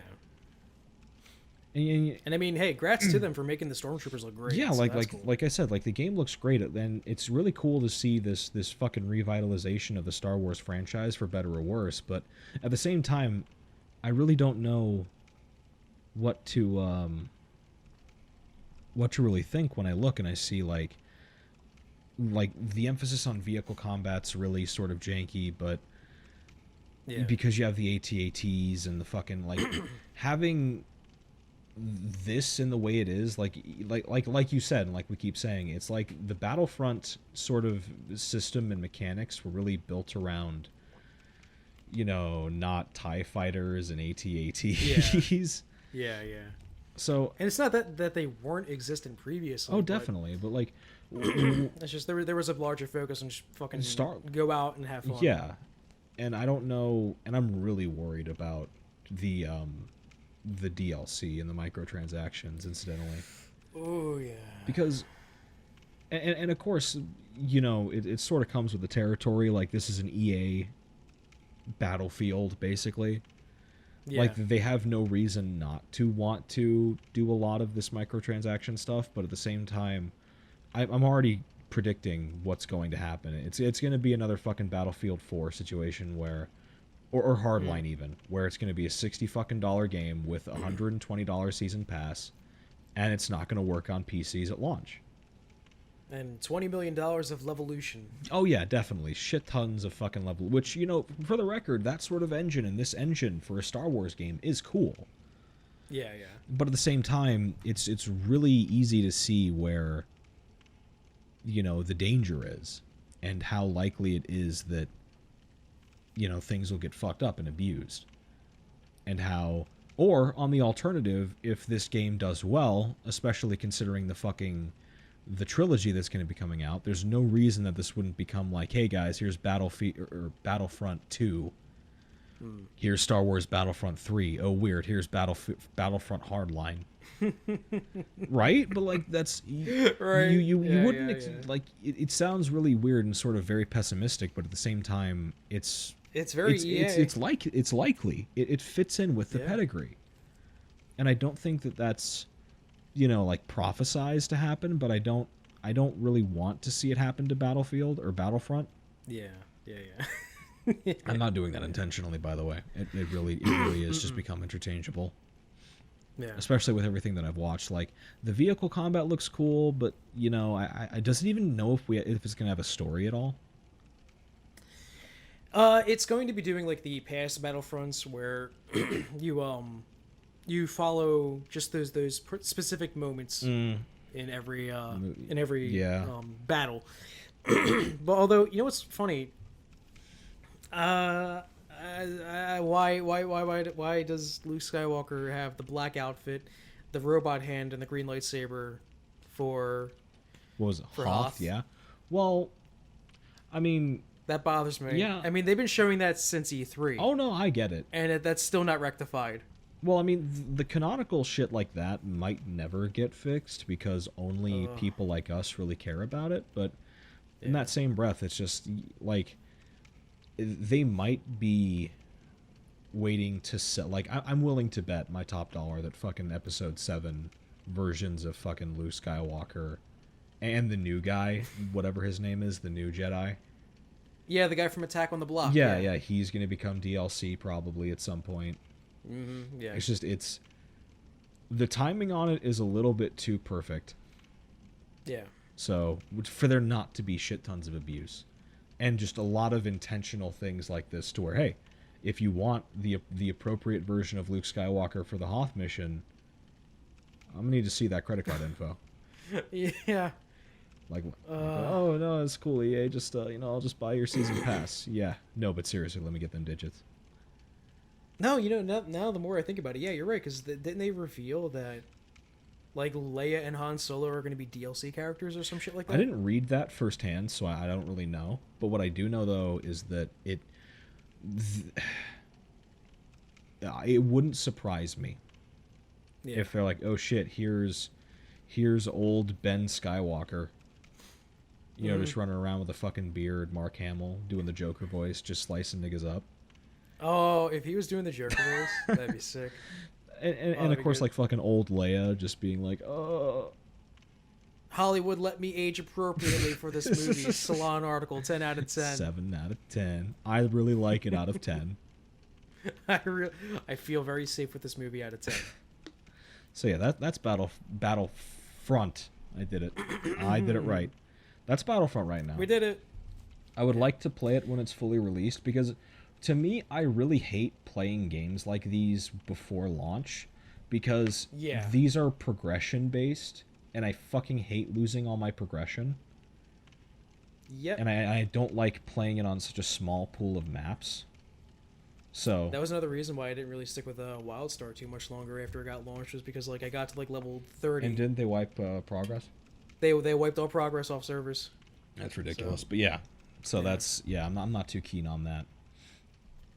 So where's that put us? Oh yeah, by the way, Star Wars Episode VII. That's a thing that's happening. Mm-hmm. Star Wars. So did you watch the trailer? Oh, I watched the trailer many times, and Good, it looks very good. Like, oh my god. So do you have anything specific you want to say before I do a small little tiny rant? What I really want to say though is that I want to see it. Like the thing is that this looks like a very, very, very good movie. It looks like a. It looks like a very Star Wars. It looks movie. like Star Wars, dude. It looks like because, and I'm like, oh, fucking prequel hate. But at the same time, when I think of Star Wars, I don't necessarily think of the prequels. Because and it's not because like, oh, the CG, but it's because like the way that it looks. They just have a different atmosphere. Yeah, they feel different. This one has, very, unique and very visual cinematography. It brought back the cinematography. It brought back like, here's all these really cool camera angles. Here's like that sort of gritty, like a lot of very fast shots, but like you have these sort of moving pans revealing locations and shit like that, which the color palette. Oh yeah, like all that. Like it the props. It brought back the artistry to it. Yeah. Because, for the prequels, just as a thing that I'm going to bring up, the prequels were shot and directed very flat, very monotone, very consistently. Where even talking got boring after a while. Yeah, it was sort of just produced as an effective, not an effective film, but like an effective like build. Yeah. We're going to come here day one. The schedule is shoot scene, edit scene, and it's like, okay, so you just sort of feel like it all like it's coming back to churn and butter. It feels like it's churn and butter. It's going through a lot of motions, and that's what a lot of the prequel felt like after a while. Whenever there wasn't these high budget fucking action sequences, everything that wasn't, basically a lightsaber duel didn't have a whole lot of complex, planning or a lot of very complex execution go into it. But what I'm seeing in this trailer is that even when people are walking around, there's setup, there's build up. And of course, it's only a 2.5 hour movie. But there's a lot of ground to cover apparently, which is going to be insane. I'm really looking forward to it. I'm ready to watch it day one. So if you have anything to say, go for it. Well, the movie itself looks like it's going to be amazing. Yeah. The trailer that came out the other day, I'm actually not a big fan of. Really? Now the scenes they showed were great. It fucking looks great. It looks like Star Wars. Yeah. I love this. Yeah. Like it has the atmosphere. It has like. Even like the props and the costumes feel like Star Wars. Everything about this feels like how it should. But what I didn't like about the trailer was that it tried to sell Star Wars Episode VII with this tone of gritty darkness. Yeah. It's like very, it was like what if we took episode 5, The Empire Strikes Back, and then we put it on every single downer in existence. Yeah. And I know that's not what the movie's going to be like. I get that. I know the movie's going to have all sorts of tones. That's a thing that movies have. But trailers are cut in specific ways to try to sell to different audiences, to try to pander to different types of people. And sometimes it works better for a film's case. Sometimes it doesn't. Like, I mean, one of the most famous cases is Scott Pilgrim versus the World was never sold properly through its advertising. Right. Like it never actually gave like a genuine feel of how the movie was going to be. Like they should have made a romance-based trailer for the people that were going in for like the romance aspect. They should have made an action-based trailer for people that were going to go in for the crazy video game action. But like it flopped in theaters because they never properly advertised the movie. And with this, I get it. They're doing this for the people that are looking for your typical dark dramatic movie that's got all sorts of like ominous shots of people looking at shit and this tone of dread and blah blah blah. Yeah. I get that, but it's like, come on, we all know this. That's not Well, what it's this movie's just gonna be. everything, Like, and I'm rewatching it now actually as you're talking, and it's like Mm-hmm. everything is very big. yeah. Like everything is very oppressive. Like even the shot of the fucking Star Destroyer just crashed on Tatooine, which is a fucking great shot for the record. Like and fuck Tatooine. like oh and fuck the sand. It's like, and I'm noticing there's a lot of hard shadows. Like Yeah. everything has a lot of like, even in like the cockpit of an X-wing has a lot of hard which shadows is very cast on. reminiscent of was it Endor? Was that the planet that Luke went to visit the swamp? Yeah. The swamp planet? Wait, Was no, that Endor? Dagobah. Yeah. Dagobah. Dagobah, thank you. Swamps. Yeah, Dagobah. Dagobah fam. Yeah. Yeah. When he went to Dagobah, like that also was very dark and shadowy. Yeah. And mystical and stuff like But that. like, So yeah, it's appropriate. we're It fits. seeing this shit on like Tatooine. Yeah. So I don't know. I mean, I like it. Well, I mean, I fucking really think it's going to be good. But yeah, I definitely see what you're saying with like it's very dark. Yeah, I mean, and that's just the trailer. It's just taking those specific scenes, And that fucking to build the atmosphere for that trailer. But I really love like, Abrams for this. do you remember the first trailer? Yes. Oh yeah. The Like teaser. that was just excitement. Yeah, that was just fucking hype. Hype 24 Yeah. 24,000,007. Yeah. But this is So I mean, like my only complaint is just that that last trailer was just sort of like, and like the shot Guys. of a fucking Darth Vader's like fucked up helmet yeah, where it's like, oh, I'm going to do this for you, Dad. what was that Hamill? Turns out- was that Luke delivering those lines, or was that No. Kylo Ren is someone else. Yeah. Kylo Ren is someone that's a really good performer. I know that for sure. Well, is he like, is this expanded universe or is this completely new? Kylo Ren, I don't know if that's expanded universe because I got to be honest, I avoided most of it because Yeah, I'm not too big on the expanded universe either, to be honest. it's so shitty. It's so shitty. Kylo, like, no, okay, not Kylo Ren. I'm sorry. The fucking the expanded universe is the one thing that I'm very happy got nicked when Disney took Star Wars, because it's like, Yeah. you know what? There's a lot of good stuff. There's a lot of really good novels. There's a few good comics, and there's a few good games, but then you look at the other comics, the other novels, the other games, and it's like, holy fuck, this shit's disgusting. Well, what I'm noticing is that like, it seems like they're trying their hardest to just remove the prequel canon, especially concerning Yeah. the stormtroopers. Mm-hmm. Because obviously, Black Dude's not a copy of Boba Fett. Yeah. So it's like they're doing their best to act. Did they actually come out and deliberately say prequels never happened? Jar Jar Binks No, was they an haven't said inside that yet. job. No. I wish. Okay. No. Well, depending on how this goes, I don't know. But I know that this would probably be a smart thing to do. Would just be like, okay, prequels never happened. Fuck you. Fuck your shit, fam. Yeah. So Is that all you? Kylo Ren is portrayed by Adam Driver. Oh, okay. So It's from San Diego, California. yeah, this is gonna be a fucking great movie. I cannot wait to watch this shit. Oh, it's gonna be fantastic. I'm so looking forward to this. And it's gonna disappoint, just like the Phantom Pain. Oh, it's gonna be. It's oh. Oh god, it's gonna have the third act removed. It's actually gonna have its third Act act removed. removed. Gonna call that shit peace. It just sort of ends. So scary. But yeah, let's talk about the stupidest shit that happens whenever, like, I fucking hate 4chan. God, it's, you know what it is? It's everyone's younger brother. Okay, so here's, if anyone's curious how the evolution of 4chan worked, Yeah. basically, people such as myself and others went to 4chan when it came out, and then our not that I have a younger brother, but most of us had a younger brother or sister that saw us on 4chan and were like, I wish to go there one day, and the parents were like, no, you're not allowed. They still went there anyway, of course, obviously, to shitpost.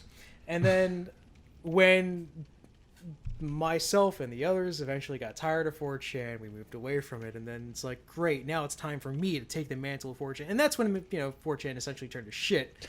I mean, it was always shit, don't get me wrong, I'm not saying otherwise. I love this theory, dude. It's my tinfoil hat theory. So So basically, they all like got on there like, yeah, I'm now gonna be just like I'm gonna take up the mantle. I'm gonna fucking 4chan the shit out of this. And then they started doing a whole bunch of stupid shit over the course of the many years, like, we're gonna raid on this and make that video game or that movie or this something fail. And then like if it fails because of other reasons. But then they'll be like, oh, but it was me, I did it. We 4chan and me and my army of anonymous. And then there's this. And then there's this resemblance of 2004 happening again because twice in a row. When did Star Wars Episode 3 come out? Episode 3 came out in 2005? Wow, it really is early 2000s again. Yeah. So essentially, what happened was there was 2 hashtags. Only one that was really important for this thing to talk about, but 2 of them that came, and 4chan found success twice in rapid succession of trolling everyone on Twitter, and that is hashtag Piss for Equality, which was a hashtag movement put forth for women who identify as feminists to piss their pants to show support for rape victims. Yeah. Which was not a real hashtag made by the feminist movement. It was done by 4chan. And then apparently now I don't think there's any strict evidence that this happened from 4chan, but apparently the boycott Star Wars VII hashtag was also born on 4chan, which was basically from the notion that boo-hoo, there's all this cultural integration of one another. Yeah. And now it's no longer it's white genocide. This is not the Star Wars I grew up with. Yeah. Fuck everything. This isn't your granddaddy Star Wars. There's a black dude. There's a black Luke Skywalker. Fucking race war now. Oh, race war. Pick your race. What is fucking incredible? What is absolutely legendary is that people bought it. Not only did people buy it, they bought it en masse. And it pointed out something beautiful. This is the main reason why I wanted to bring it up, and it was just because of this. Yeah, right. So when Star Wars Episode VII trailer came out, and they revealed that, it wasn't just a bunch of white people, that it was, it was like a normal Star Wars cast. It was interracial. There's blacks and whites and what have you, which is nothing new for Star Wars. Right. When that trailer came out, there were progressive. Well, okay, I guess what they're called regressives. I'm not going to get too political. Don't worry. There were people, very politically correct people, who saw this and they were like, "Congratulations, Star Wars! You finally broke that stigma of being an all-white society. Congratulations! Now you finally have blacks in there and blah blah blah." It's like that. It's like, what about people are fucking dumb. They've always had this there. What about Lando Calrissian? No, that never happened, dude. Fuck you. Cloud City was an inside job. Cloud City. No, it was the Illuminati. So essentially, like they were like congratulating. Congratulations. Sort of like a backhanded congratulation. Like congratulations. You put in the blacks into the Star Wars, and I feel great because this is now a progressive society. It's like, but they were always there, so this isn't progress. This is just you. This is just you realizing what's already been there and making a story. It's you never having watched Star Wars before, and then you just like coming into it too late. Now, what's funny though? Now, this is the reason why I bring it up, is because once people started making fun of the supposed troll hashtag of boycott Star Wars 7, they were saying shit, and from the same people, mind you, they were saying, what the fuck are you people talking about? Right. Black people have always been there. It's always been an interracially mixed series. What the fuck are you people like? What is this whole like suddenly like it's not my white Star Wars anymore? Right. What is this shit? It's like, I'm glad at least you're learning. But why didn't you say that a long ass time ago when you know? Yeah. I fucking I fucking want this fucking social justice shit to end, dude. Let it I'm end. so fucking tired of this, and I'm sick and tired of people going out of their way to cast out bait. Yeah. Because every time any of these fucking idiots take the bait, any of them, 4chan and Reddit are like, they validate. Yeah, it's like, and then they do it more, and then it's this fucking feedback loop of people getting offended, because like, Like 4chan gets offended by the SJWs, then they retaliate, then the SJWs get offended by 4chan. And it's just like fucking stop. war never changes, dude. No, war never changes. It's that constant feedback, as you said. It's a feedback of outrage. It's all it ends up being. Like, oh my god, and we did this. And Tumblr, and then Tumblr was apparently going to retaliate on 4chan, which it doesn't work that way. No, it doesn't. 4chan just does not work. It never has. Nobody has ever rated 4chan. Because when you get there, you're essentially doing what they're already doing to themselves. You're just hanging out. You're just one of the crew.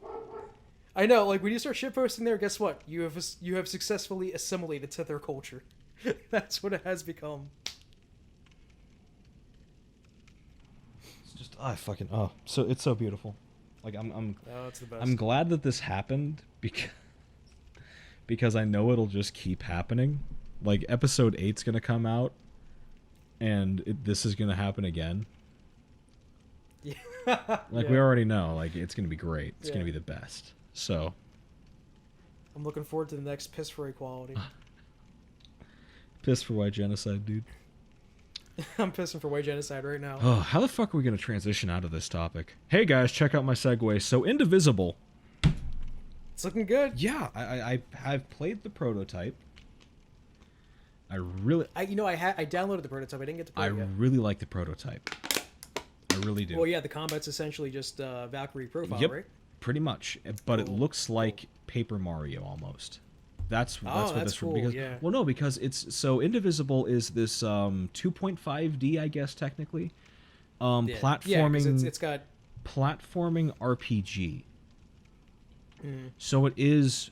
In a very genuine sense, it is a Paper Mario game. Yeah, and I just want to say that is one of my favorite styles of making any game. Oh, yeah. Is putting 2D sprites on 3D backgrounds, because I love it for Final Fantasy Tactics. I love it for Grandia 1. I love it for Xenogears. I love that shit. I love it for Thousand Arms.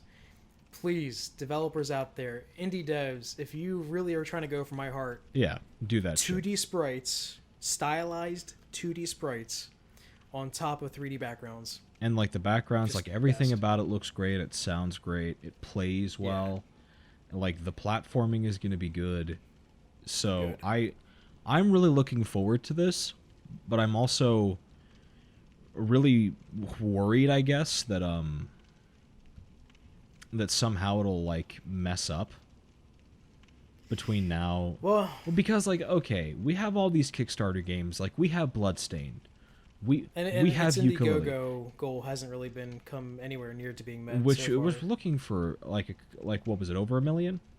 I think like 1.5. Yeah, $1.5 million to make this game, which is not the worst. No, it's not a bad goal. That's like just... it's a reasonable goal per se, just because people like they're being honest. Like, yeah, this is what we need to make this game. Not like, here, give us 100,000 and we give you nothing.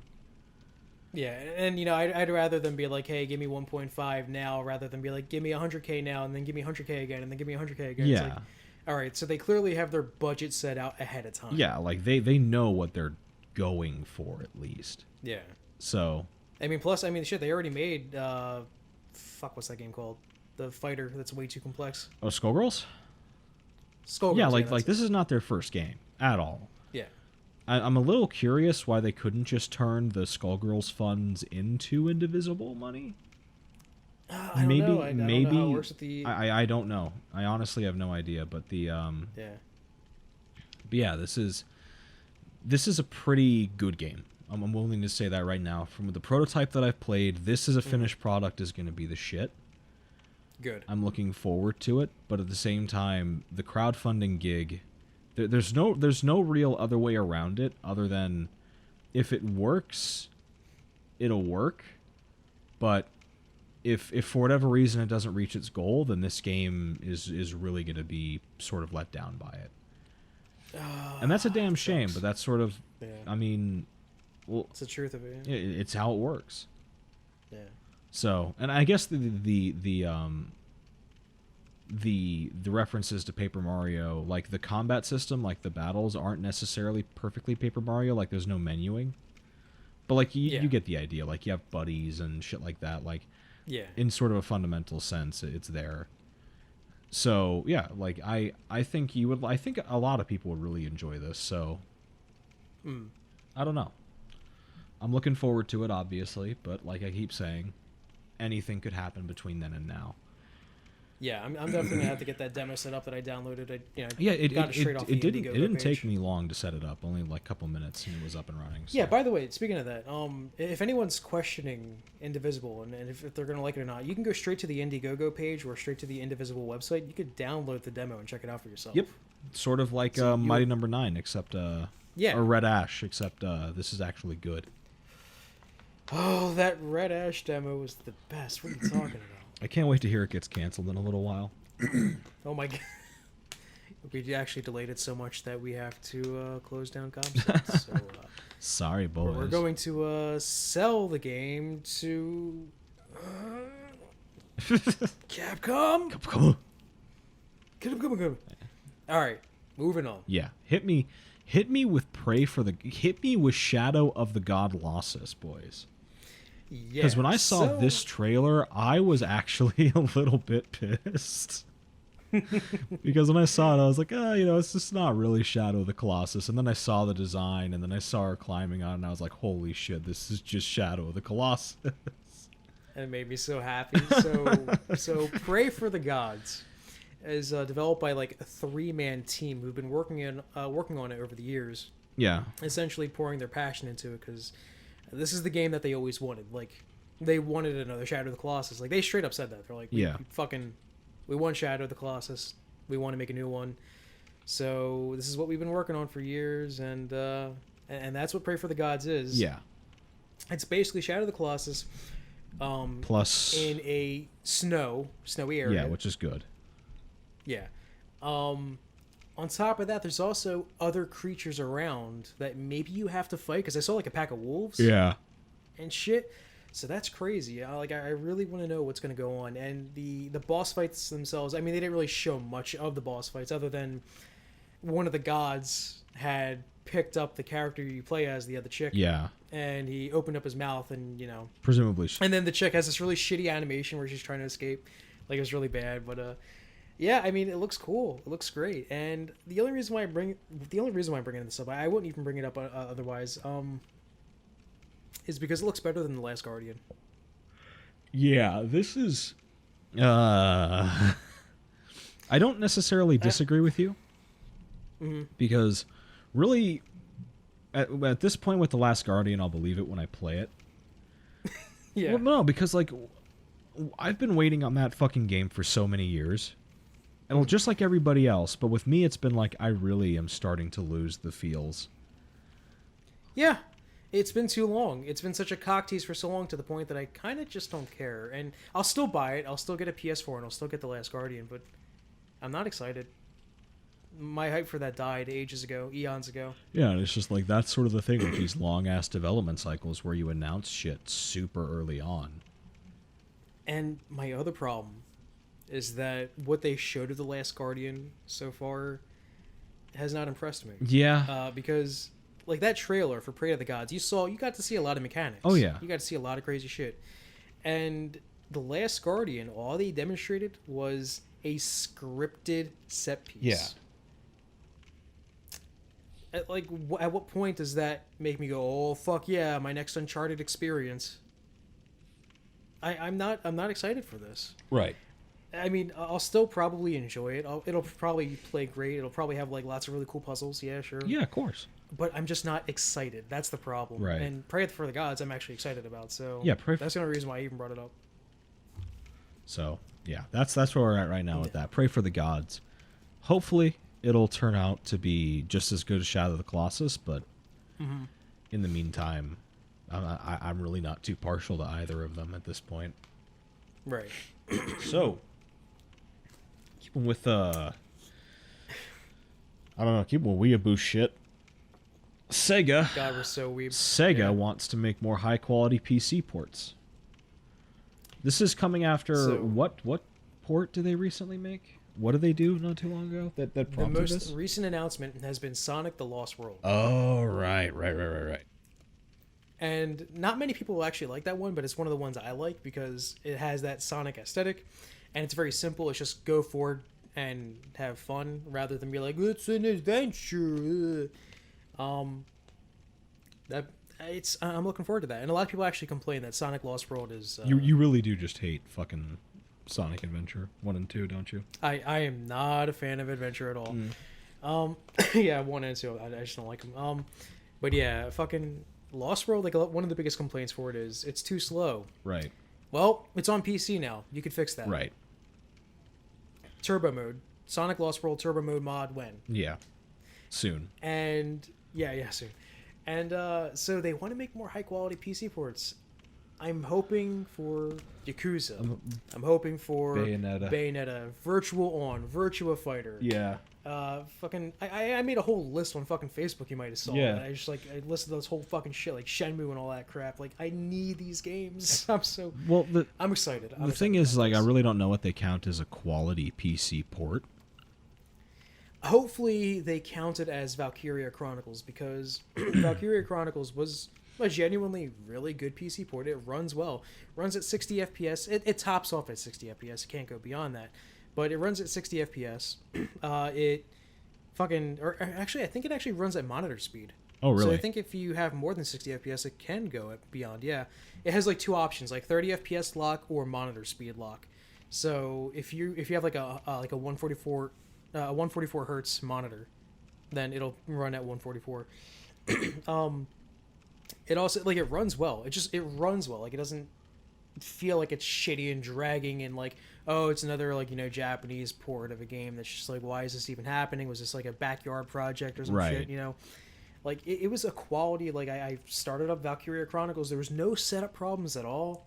Like it fucking worked. Yeah, absolutely. I don't know what black magic they have, but whatever it is, stick with it. Right.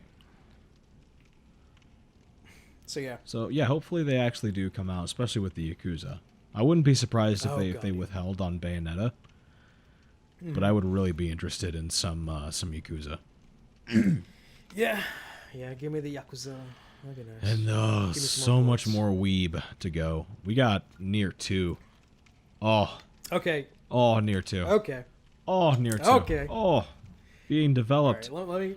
primarily by Platinum Games. Just, ooh. That is good shit. That is good shit right there.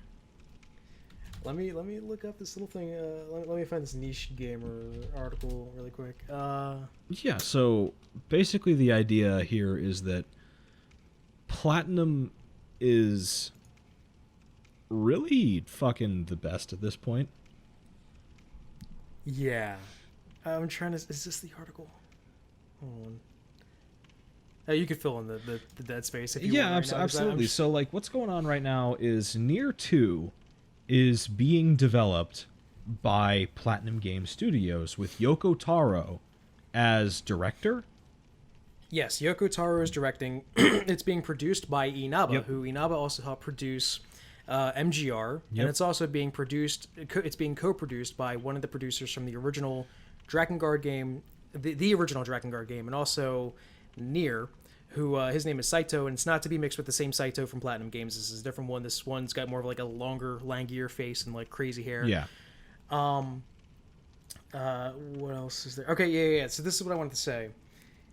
The reason there's so many reasons for this game to be fucking amazing, and it's just like it might just be like the trashiest thing in the world because the mixture is too perfect. It's a dream.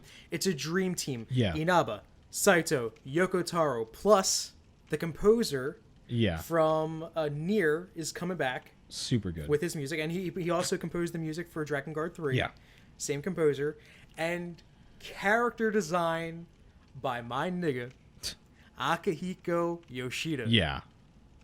Who, if you don't know, did like Tactics Ogre, and he did the character design for Final Fantasy Tactics. He did the character design for Final Fantasy 14. Final Fantasy 12. He worked on all that Evil East shit. He's Vagrant Story. My nigga Akihiko Yoshida is working on for character design. Is working on Nier 2, thank the gods. Oh yeah, it's gonna be incredible. It really will be. Ooh, it's gonna be so good. I cannot wait to play this. I hope it sees a PC release. Yes. I'm really hoping. Oh, I hope so. Because that would be great. But like, if not, this is the reason why I'm buying a PS4 if it doesn't come to PC. Yeah, definitely. This is my PS4 here. Like Nier 2, I'm really waiting for that soundtrack. Oh my god, it's gonna be so good. Oh, it's gonna be so good. So yeah, Kenshi Okabe just really good on that. It's like Persona 5 with Shoji Meguro. Yeah, like you know that this is going to be good. And Nier 2, the design and the aesthetic looks so good. It looks incredible. Yeah, there's lots of. It has that like sort of like gray and green. Oh yeah. Kind of like overarching color palette like that. That was very similar to Nier 1. So it knows what it wants. It already has the direction that it's going for, and I'm very happy about that. I cannot wait, dude. Oh, Nier. So excited. Oh, Yoko Taro. Just ooh. My moon-headed nigga. Oh, I'm so happy. Oh, Nier 2 is gonna be great. I cannot wait to play that shit. And moving on from something that's actually really exciting to something that I don't really know how to feel about. Here's Dark Souls 3. So Dark Souls 3 recently hit its stress test, I guess. Its location test. And that means that, it's basically just, a stress test build. It's a preview. It's not representative of the final product. You can barely really explore. But what it shows is very interesting. So, like we were talking about last cast with Sam and you. Yes. Dark Souls 3 looks strangely Bloodborne-esque. And I think that this preview, like this scale, like we're both pulling video from the same source. That's Max. And yes. I guess Vadi Video as well. Yeah. So Vadi and Max have both released content pertaining to Dark Souls 3. They've played it. And what I'm noticing is that this is... I really don't know what to say about this, because obviously the immediate counter-argument to any criticism that we point out is... Well, it's just beta. It's a beta, but if we suck the game's dick, then that stipulation doesn't apply. It's A-Team, they're geniuses, just, who gives a shit. So, right. Realistically, I'm noticing a few things, like how shields really have taken another nerf. Well, they've changed, but I do want to get into that, yeah. Like, the truth is that I'm noticing that shields are slower, which, to be honest, does not really affect me. I do my best to avoid using shields as much as possible, except for parrying. I don't guard, I parry. That's the thing. So, but what I'm noticing here is that the shields, the parry animations are slow. They're janky. I'm not a fan of them. And the weapons and, the aesthetic, I like the direction that the look of the game is taken. But at the same time, I feel like this is somewhat finalized. Do we have a release date? Yeah. Do we have a release date for Dark Souls 3 yet? I think it's like March something for. Okay, so it's relatively close. Yeah. And then it's like a month later for PC. Yeah, absolutely. So the network stress test has revealed a lot, but what it's sort of all about the mechanics of it, and the mechanics seem to be relatively on point. Yeah. But I mean, when I say on point, I mean on point for Dark Souls. Which, once again, not to belabor a point, I don't really hold the mechanics of the Souls series in that high esteem. Yeah. That's just me, though, so... Yeah. I think it looks great. I think it would run better. It would look better at 60, obviously. Oh, but no, it's a beta. They'll add in a functional frame rate by release, I promise. A-Team.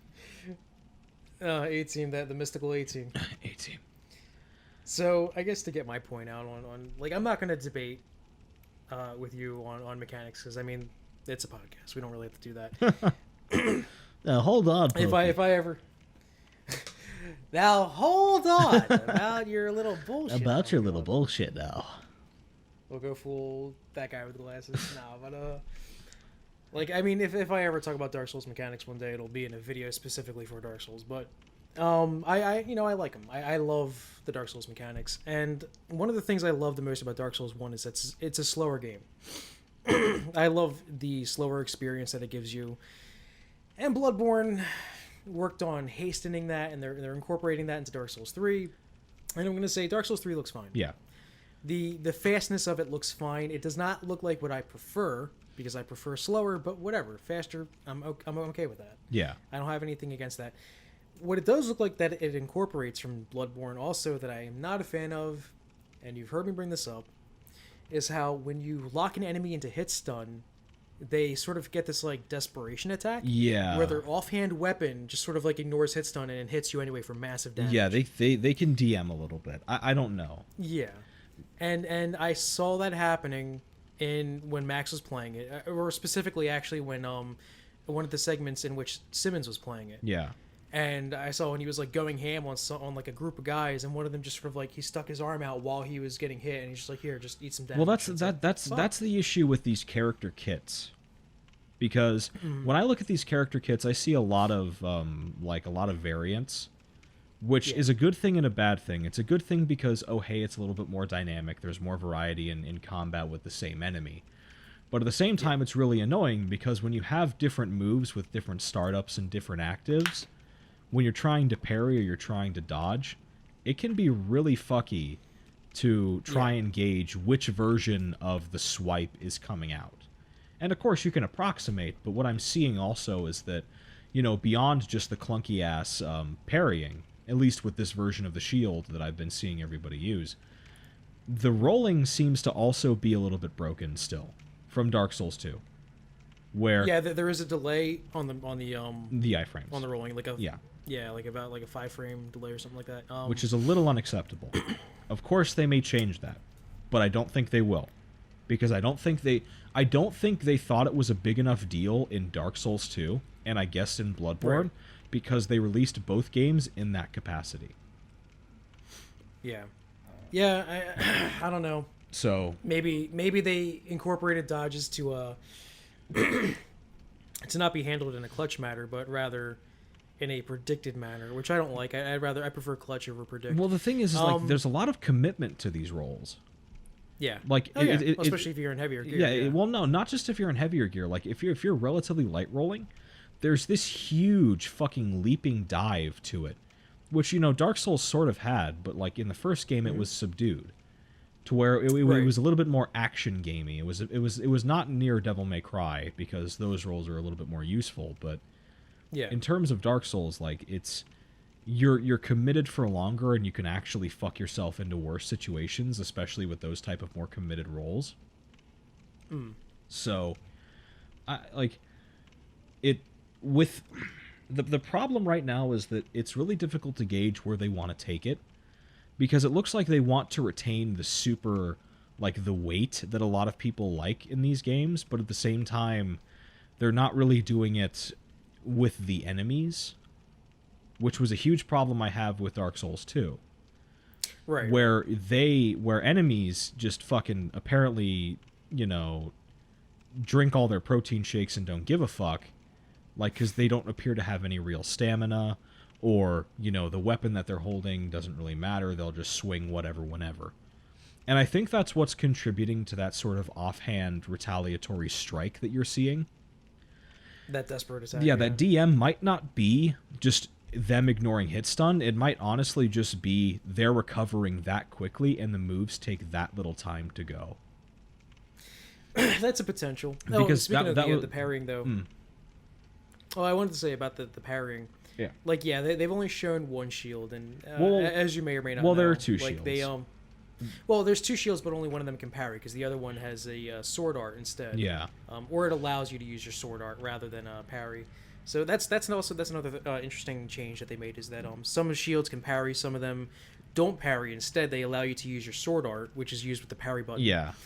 Which, Apparently, using a sword art with a wand like gives you a shield. Yeah, it gives you super armor Yeah. on your attack. So yeah, so you can like use like magic weapon attack with like super armor on. So that's interesting stuff. Like this version of Dark Souls looks to be taking a lot from Bloodborne in a few good ways. Like they seem to be condensing the weapon pool a little bit, but in a way to where like everything that they have is very unique. And that's where I'm curious about the shield and the parrying, because in Dark Souls, I mean, all the shields had differing parrying speeds. Yeah. And also, you know, like when you use like a parrying dagger, it also has a different speed, and a parrying sword had a different speed. You know, whatever was in your offhand. So I'm curious if I'm really curious about parrying shields in general, because like if you notice, this one was small. Yeah, it was a buckler. And the large shield was used for using your sword art. So, or you know, your weapon art. I'm sorry. So, what I'm curious is, with that smaller shield, is it only small shields that can parry, and are there going to be lighter ones? And based on how much damage that specific shield can absorb, will that also dictate how well you can parry? So I'm very curious about a lot of this. I don't know. It's. I mean, it's obviously difficult to gauge when there's so little to go on right now. Yeah. But what's, you know, like I'm liking what I'm seeing, for the most part. I don't like how. You know what I really liked? I saw that when I saw this Vihander stuff. That actually oh yeah, really the fucking greatsword shit is amazing. Like that's that's gonna be a fun weapon. I'm definitely doing a strength build, my first build. Oh yeah. Just so I can do like the fucking guts build. Yeah. So that's going to be good, but like I feel like when you have high enemy variety with these, you know, with a lot of Dark Souls games, and this is something that, you know, I assume you've seen the video that Matthew Matosis made, the Dark Souls commentary, where he really liked a lot of the enemy variety, which I concur with, and I see where he's coming from, but when the larger your pool and the smaller your time budget, the less time you really do have to curate which moves are and are not bullshit. And I think that's one of the problems that I really have with Dark Souls 2. And I feel like that's going to continue, especially when that's going to be one of the major design shifts, is like, yo, what's up, haters? Like, this game is super, is faster. This game is, you know, much more visceral. It's much more aggressive. Like you're trying to make moves that are all at the same time, you know, dangerous, you know, responsive but fair, and you're also trying to make them in high quantities to accommodate all the different enemy types that you're going to have. I don't know, man. I feel like there are going to be some areas of this game, especially if they keep up with the Dark Souls 2 fucking, and I guess to a lesser extent the Bloodborne packs. Like, just the swarms that come out of fucking nowhere. Like, I see a lot of potential for a very unsatisfying experience here. Potentially. But in that same, I mean, but you know, at that same time, though, I'm hopeful for, you know, this to not really be, you know, the case, you know, to where there's also the idea that perhaps that this was a later area in the game.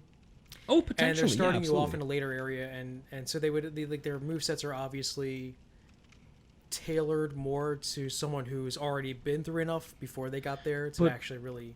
I guess at the same time, what I would say to that is that doesn't necessarily matter, because if. Well, I mean, no, because it's like a slow learning process. Like when you come from earlier parts in Dark Souls, right, and then you make your way to later areas, you've assimilated enough to know what to look for, to the point where certain moves that would be cheap if you just got there honestly don't affect you that well. Like the one enemy I will give shit for forever is Capra Demon. Yeah. Because Capra Demon packs you into a tiny room with an alien moveset that you know nothing about, with two dogs that were completely annoying because before then you only killed 4 of them, like 3 or 4 of them, before you even had to fight 2 more with a Capra Demon. And that was like a terrible spike in difficulty, because like, what do you expect? But like when you were fighting the ninjas who like ambush you, like you've already been in ambush situations before then, and also before then, you've already dealt with like these faster more Langley sort of attacks, mobs, like because there's Boulder Knights. Boulder Knights were able to parry you. Boulder Knights were able to rush you. These do the same thing. And prior to then, you already dealt with enemies that throw things at you, because when you get to the Undeadburg, the first thing you encounter, or one of the first things you encounter, are fire bombs being thrown at you from rooftops. So like I felt like Dark Souls 1 did a really good job at preparing you step by step for what's to come next. Obviously, with the exception of Capra Demon, because I will shit on Capra Demon forever. But even Minotaur was a really good job at assimilating you to that mindset if you had properly tackled the Asylum Demon before that. Yeah. But then, coming to Dark Souls 3, I will agree with you, because there was a lot of things I was seeing, because I was noticing that attack animations actually had decent wind-up time this time. I was happy about that, which is a stark difference from Dark Souls 2. And I agree, but I was also noticing Dark Souls 2-esque style, like that weird, lack of stamina between, these weird combos. They were very unpredictable. So that makes me wonder if they're going to teach you how to deal with that before you get to that point. I'm not really sure if there's a way you can teach that, though, because because your only real frame of reference that you could really relate to would be yourself, and you obviously have a stamina meter. Yeah. So you can relate to okay, that enemy isn't attacking me because he has a stamina meter. But in Dark Souls 2, it's okay, these niggas just do whatever with the fucking biggest sword in the game. Yeah, well, what I'm hoping what they do is that my one answer to that as a designer, not that I am a designer, so obviously I can't fucking talk with authority on this, but as a designer, what I would do is I would give a greater variety of shields before then, because the two shields they gave you one good protection shield and then one good, or not even good, they gave you one parrying shield. Yeah, they gave you. But the protection shield was great, because when you use that on the boss, you can block like 98% of her attack. Right. That's good shit. So that was a good shield. It showed that the shield is useful, and also I like the fact that they put in the fact that it can sword art rather than just parry, because that shows that you have to put more thought into the shields that you use. Yeah, that's cool. I like that. Absolutely. But I will agree with you that there are some concerns coming out with the enemy design, because like I said, desperation attacks. What the fuck? Why is that a thing? Well, because I'm trying to think of how on earth you could even balance that for different build types. Because if you're trying to make it so that you have you're trying to teach the player about it, if I'm using the great sword and I'm two-handing the great sword as I would, then there's no real recourse for me outside of a dodge roll, which might not work depending on my recovery times if an enemy can get a reaction, if an enemy recovers quickly enough. So, and it's it's one of those things where I don't think there's an actual way to teach that to somebody. Of course, after a while you'd be like, oh yeah, that's just a thing that happens to my life bar. Yeah. But ideally... Which I hope that doesn't become... But yeah, but it might. It's ideally you teach them so that they can prevent it happening in the future with the skills that they're going to have. So, you could just bait it, but, maybe that might not always be an option, because there are going to be ambushes. You might have, that's what these games do. They fucking throw you into those panic room situations where you have to react on the fly. Mm-hmm. So... Especially if you weren't prepared for it. Yeah, absolutely. And you're never going to be prepared fully your first time through an area. Completely blind, unless you're going through with a guide and a friend is helping you. But even then, that's not really a first-time experience. Mm-hmm. Because you have pre-contextual knowledge. So, I'm not saying it's going to be that way, and there could be changes prior to release, but what this area is on such a large scale, and the enemies that I'm seeing cut such a wide swath in terms of variety, that this speaks more to an overarching design philosophy and approach rather than an exception. Yeah. So, I'm not sure. There's something else that you brought up too. You brought up that you like the aesthetic of the game. Yeah. You like it visually. I like it visually as well. You know, I wasn't really a big fan of Bloodborne's visuals. I fucking love Bloodborne's visuals, 'cause- dude. But yeah, Yeah, like this- I mean, I like gothic settings, but I don't like cartoonishly gothic settings. Like, or no, I like cartoonishly gothic settings sometimes. Yeah. But only when like it feels more lighthearted. right. You know, and Bloodborne is instead, it's Cthulhian. It's Lovecraftian. It's not lighthearted, and that's fine. Okay, like I won't rail on its visuals. But they took some of that influence and they incorporated it into Dark Souls 3. And Dark Souls 3 still has that dark fantasy medieval setting. And I'm all about that, and I still like that. And I think I'm glad that the color tone was more of a like tan. Yeah. Like yeah. it was like there was like lots of tan, lots of golds, lots of blacks and stuff like that. And I specifically mentioned that because in Dark Souls 1, the overarching for nearly everywhere, the major color palette was blue and green. So even no matter where you were, there's always these little hints of blue and green being filtered into the colors, and that sells the melancholy tone that it's trying to give you. This sort of like overgrowth of just sort of like blase fuck everythingness, and I Yeah. like that. And I hated in Dark Souls 2 the two primary colors that were filtered over everything, including greens, was pink and orange. And the reason why I hate that so much is because pink and orange reminds me of throw up. Yeah. It reminds me of vom.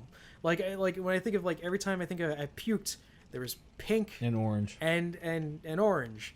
And when every time I look at fucking Majula or anywhere that's like, maybe with the one exception of that very blue and black swamp area, or not swamp, that lake. Like aside from that, like Yeah. everything just reminds me of fucking vomit.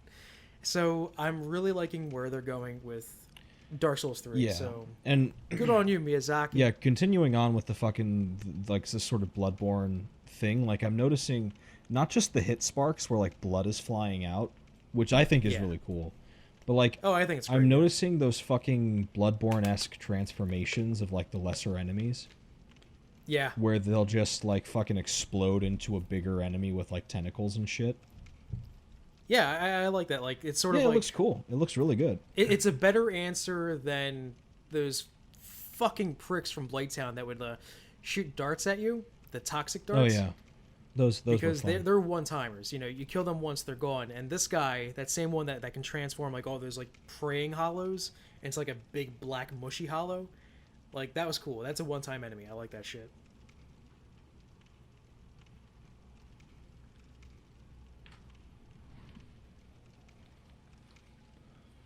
Okay. Okay. You know what I wish was better for you? Pizza. That and Cheetos. Yeah. Motherfucking puffy Cheetos, nigga. Yeah. I would yeah, eat those yeah. forever. I've ever. So I tried a barbecue Barbecue chicken pizza? chicken pizza Uh-huh.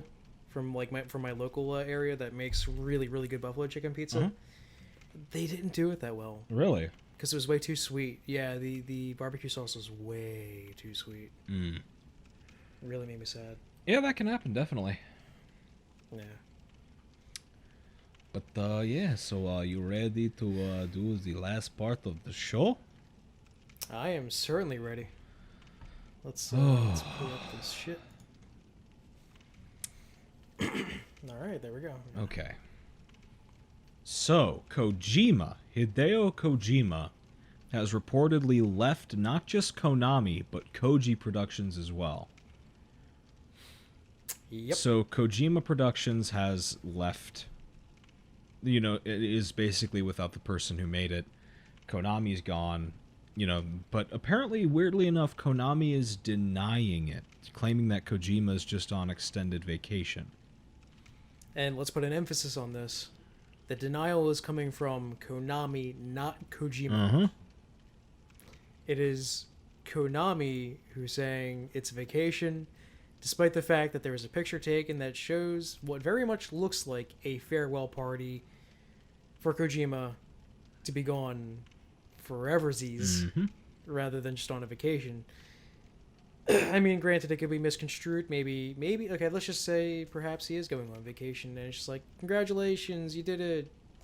Metal Gear Solid 5 is done. Woohoo! Here's a little party before you go on to, I don't know, fucking Hawaii or some shit like that. But I don't know.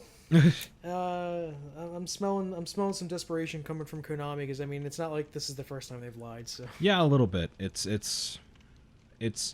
I don't really know. I do not know what to think of this sort of situation, because obviously I'm hopeful that Kojima just fucking dips out. Yeah. And, you know, goes on to do whatever the hell he wants to do. But then at the same time, I'm really curious about why Konami is so apprehensive about just being like, yeah, that faggot's gone. Especially since they also said themselves that Metal Gear Solid can go on without Kojima. Uh-huh. So I don't know, maybe there is some truth to it. Maybe Kojima wasn't fully forthcoming with Konami. Yeah. So I don't know. I really have no idea what is going on with this whole exchange between Konami and Kojima, and I guess to an extent Koji Pro. I'm hoping the prediction that was made by that one guy on the Reddits, that Koji Pro is actually going to be dismantled, so that way Kojima could take the name with him. That would be interesting, maybe. It would be nice.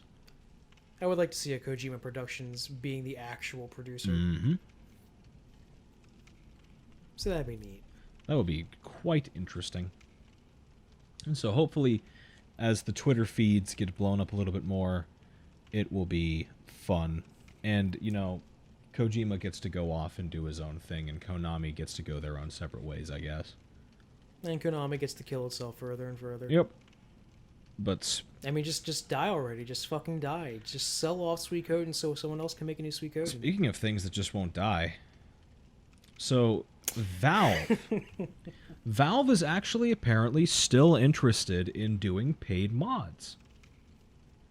So this is all apparently in an interview that Kotaku, actually of all people, did. An interview during a recent trip to a Valve office in Seattle. So wait, are you saying that this is the third piece of content that Kotaku has done this year that's actually been like real journalism? Oh, potentially. I don't know. Maybe, but all right. What's going on right now is that after Skyrim, basically for the uninitiated and people who aren't really too big on PC gaming, mods were always well, not always, but they were generally a free thing. And I say generally as in like 99.99% of the time, you could have gotten because a mod mod people for free. that charged you for using their mods would often be met with malice. Oh yeah, and they wouldn't really be used. They wouldn't be bought. Yeah, incredible amounts of that. So now, Valve attempted to implement a system on Steam for their workshop that allowed people to post up their mods for pay. And obviously, this was a huge amount of fucking issue. Everybody lost their shit over it. There was a huge overreaction, not even necessarily from modders, but just from community members, which, I mean, take that for what you will. I've never really put a whole lot of faith in community outrage. I mean, it doesn't really take much these days, but that was something that definitely spiked up a lot of people's radars. Yeah. And, you know, so after a while, they pulled the service. They were like, no, fuck this. You know, we're not doing this. You know, we're taking this down. Bye. But what's interesting now is that apparently they're still interested to do it. One of the issues that they said is that, well, that it had an install base already of people who were used to getting mods for free. So if, you know, for a new game that was coming out, they were to have pulled this, then maybe it would have been a different story. So right now, this is the current state of affairs in regards to this setup, where, you know, Valve wants to do this still. And I'm not too sure that this is a smart thing to do, considering how bad it's blown up on them in the past. Yeah. I think that it should, you know, removing as much of my personal opinion from the matter as possible. I have nothing against it theoretically, but just like what we saw with when they tried it with Skyrim, it was abused. And of course it was trolled. Fucking people were just throwing up shit at random for whatever reason.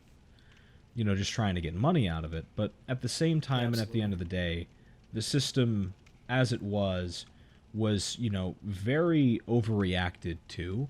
But it seems like Valve is, if nothing else, sort of adamant to bring this into a new game. So all I'm going to say is just be on the lookout in the future for a workshop with a price tag.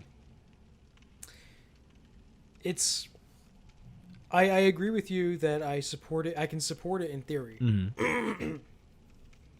But, I mean, having experienced so much with mods myself, between Dark Souls and mods that just sort of fix games as well, like that things that, like, unlock frame rates so that way they're not locked at 30, and shit like that. Yeah. I mean, sometimes a mod is incorporated to fix a game. DS fix. I would hate to have to... Right. I would hate to have to pay more for the game I already paid for. Yeah. And also, there's a huge risk. Yeah. As a customer for when you're going to download a mod, because no amount of videos and no amount of screenshots of a mod can ever fully tell you what your experience is going to be like with that mod, because going through the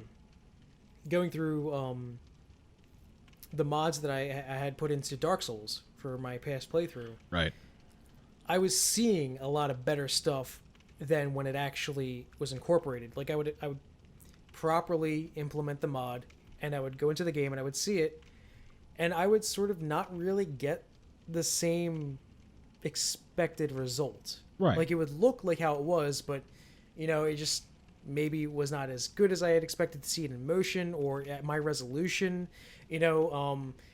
Some of these people have used DS Fix to make their screenshots look even better because they incorporate better shaders and stuff like that. And then when you get it, it's like, oh, it doesn't actually look that detailed, or it doesn't look that good, it doesn't look that shade, because the modders, well, they modded the game to make the mod look even better. Uh-huh. So it's that's a problem. And I mean, like, there's such a huge risk with monetizing mods to begin with, because that is one of that's riskier than buying a game itself, because you can get your money back for a game now, thankfully, on Steam. Right. But with a mod, I wonder how that would work. And I had like, there's this dream scenario, like you could just say, just put in a donation button. But they'll get donations. But the problem is that it's already confirmed by one source, the guy who runs Nexus, which is a very reliable source, by the way. Right. That's why I was saying the guy that runs Nexus. I mean, that's fucking source and a half there. that donation button doesn't get hit often, and when it does get hit, they're not making much off of it. And I do not subscribe to the mentality that something doesn't deserve money because of this principal idea. I've never been someone who thinks that, oh, a YouTuber should just get a real job, because what is a real job? A real job is you put in work into something and you get paid for it. Yeah, absolutely. Money. But no, dude, you got to fucking go bust your ass for just some BK. Right, you have just like some BK Randy thing. You like enter. Do you just have to be miserable? Is that what a real job is? Well, no, it's like okay, I've heard this argument like fucking 5 times already, and it boils down to like entertainment. The entertainment industry is either not a real career at all arbitrarily, even though it is provably a skill set. Yeah. You have to be trained to do. Like, you have to be trained in order to know how to not just be a good entertainer, but how the inner workings of that industry works. Especially if you produce everything yourself.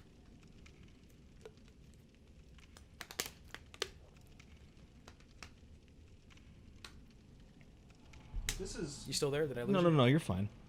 Just something fucking cat wanted out. But no, this is like... And the whole YouTube thing, because people become career entertainers all the time and nobody has that big of a problem with it. Yeah. But in that same breath, it's like, we have, people like, TB, or that's a bad example. Like PewDiePie, I guess, because he's been hot button for fucking years. Because people look at him and it's just like, oh, anybody could do what he does. But what's funny is that a lot of people have tried to do what he does. And they fail fucking Yeah, miserably. absolutely. A lot of people have... And for multiple reasons. It's not that they're all talentless. It's just that, sometimes they are talentless, and sometimes you just don't get noticed and you don't get picked up like how someone else does. Yeah. So in that same breath, though, it's like... Or people just aren't taking the YouTube or the Twitch side of it seriously. Mm-hmm. Because they don't think... And of course, that there's an equally bad example of somebody who has turned this into their job, and they've not handled it well, and that would, of course, be Darkside Phil. Or, I'd hate to say this because I actually really liked his content prior, and I still do enjoy his older stuff. Dante, if anyone doesn't know who Dante is, Dante used to have a thing with Machinima. Yeah. And he did the Guild Wars 2 Machinima videos. shit. Oh my god. Well, That's a whole we're nother taking problem it back to begin a with. few years if we're digging into Machinima. Yeah, but fucking Dante, he stopped making content for a long time. Now I regularly don't make content. Yeah, same. Because I have a real life that I have to deal with. Well, Like, hold on. I'm sorry, but I'm not getting paid to fucking make my content. Yeah. Like I can't dedicate the time to it. I have to deal with, family. Yeah, I have to medical go. Well, I stuff, mean, you would bills. have to deal with that shit regardless. But like, I have university to worry about. Right, but like if it was my job, then I'd be able to, fucking like put all that time into it, because then I wouldn't be like, oh yeah, don't worry, babe, I'll talk to you later, hon, and then be like, oh, I'm working on my fucking shit so I can make some more money so that we could do shit like that. Yeah, But that's not the case. That's not what's and happening. it's not like, oh, just give me money so I'll make content faster. No, because at the same No, time, realistically, it takes your time up. Yeah, like and people don't I'm still recognize this. working on writing like 3 fucking videos. Like that's all I spent fucking Monday doing was working on content, and I got nothing done. So like, But like, basically what I'm just saying is that, it takes time. It's time consuming to make content. So you like, if someone's not getting paid for it, they're not incentivized to put away their loved ones, their family, their actual job that's making them real money. yeah. They're not willing to put that aside to be like, I'm going to be a dreamer and risk it for YouTube.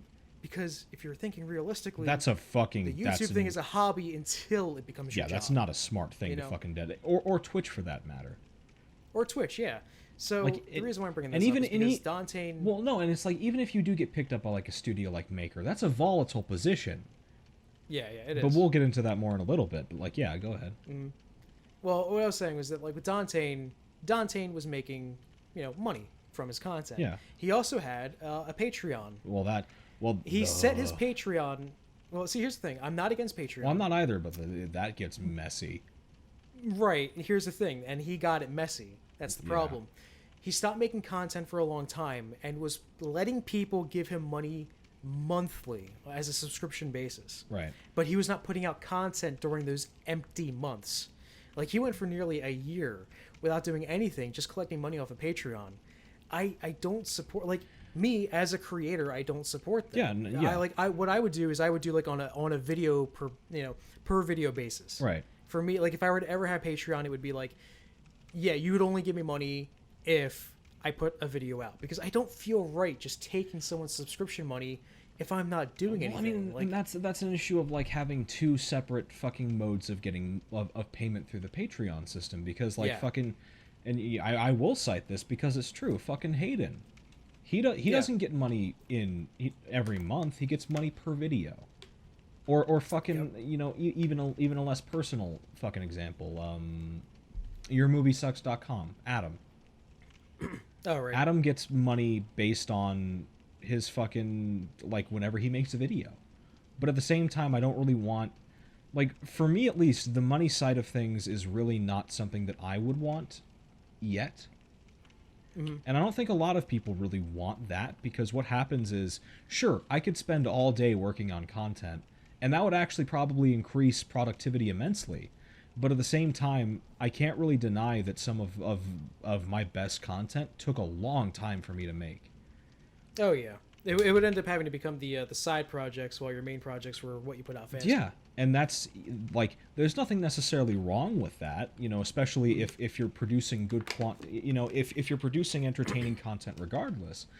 But in this system, like, it's like, and I'm not making this comparison, you know, because I think we're on the same level in terms of content quality, but in terms of timing, like, like sequelitis. Right. Like, whether or not you, or fucking Matthew Matosis. Just, or JonTron. Yeah, or JonTron, or anybody who has a lot of production value, be it in terms of video quality, in terms of, you know, visual or audio, or in terms of thought process. Like, fucking, the video I'm working on for Ori, it's taken me fucking so many... It took me like 2 months to get notes done. Notes! Yeah. Fuck the script. Not even an outline, just notes. And, like, that being a process that you get paid money for would be nice, but it's also pretty volatile. So here, with this YouTube Red thing, right? This is because, you know, people bitch about like ads 24/7, and to an extent, I concur. I've never used ad block for YouTube. YouTube and Twitch have always been whitelisted for me. Although for Twitch, yeah, same here. For Twitch it doesn't really matter because I use Chatty anyway. But that's beside the point. Fucking, like, I've never used those things, but now that I have this option, I'm not sure that I would use that either.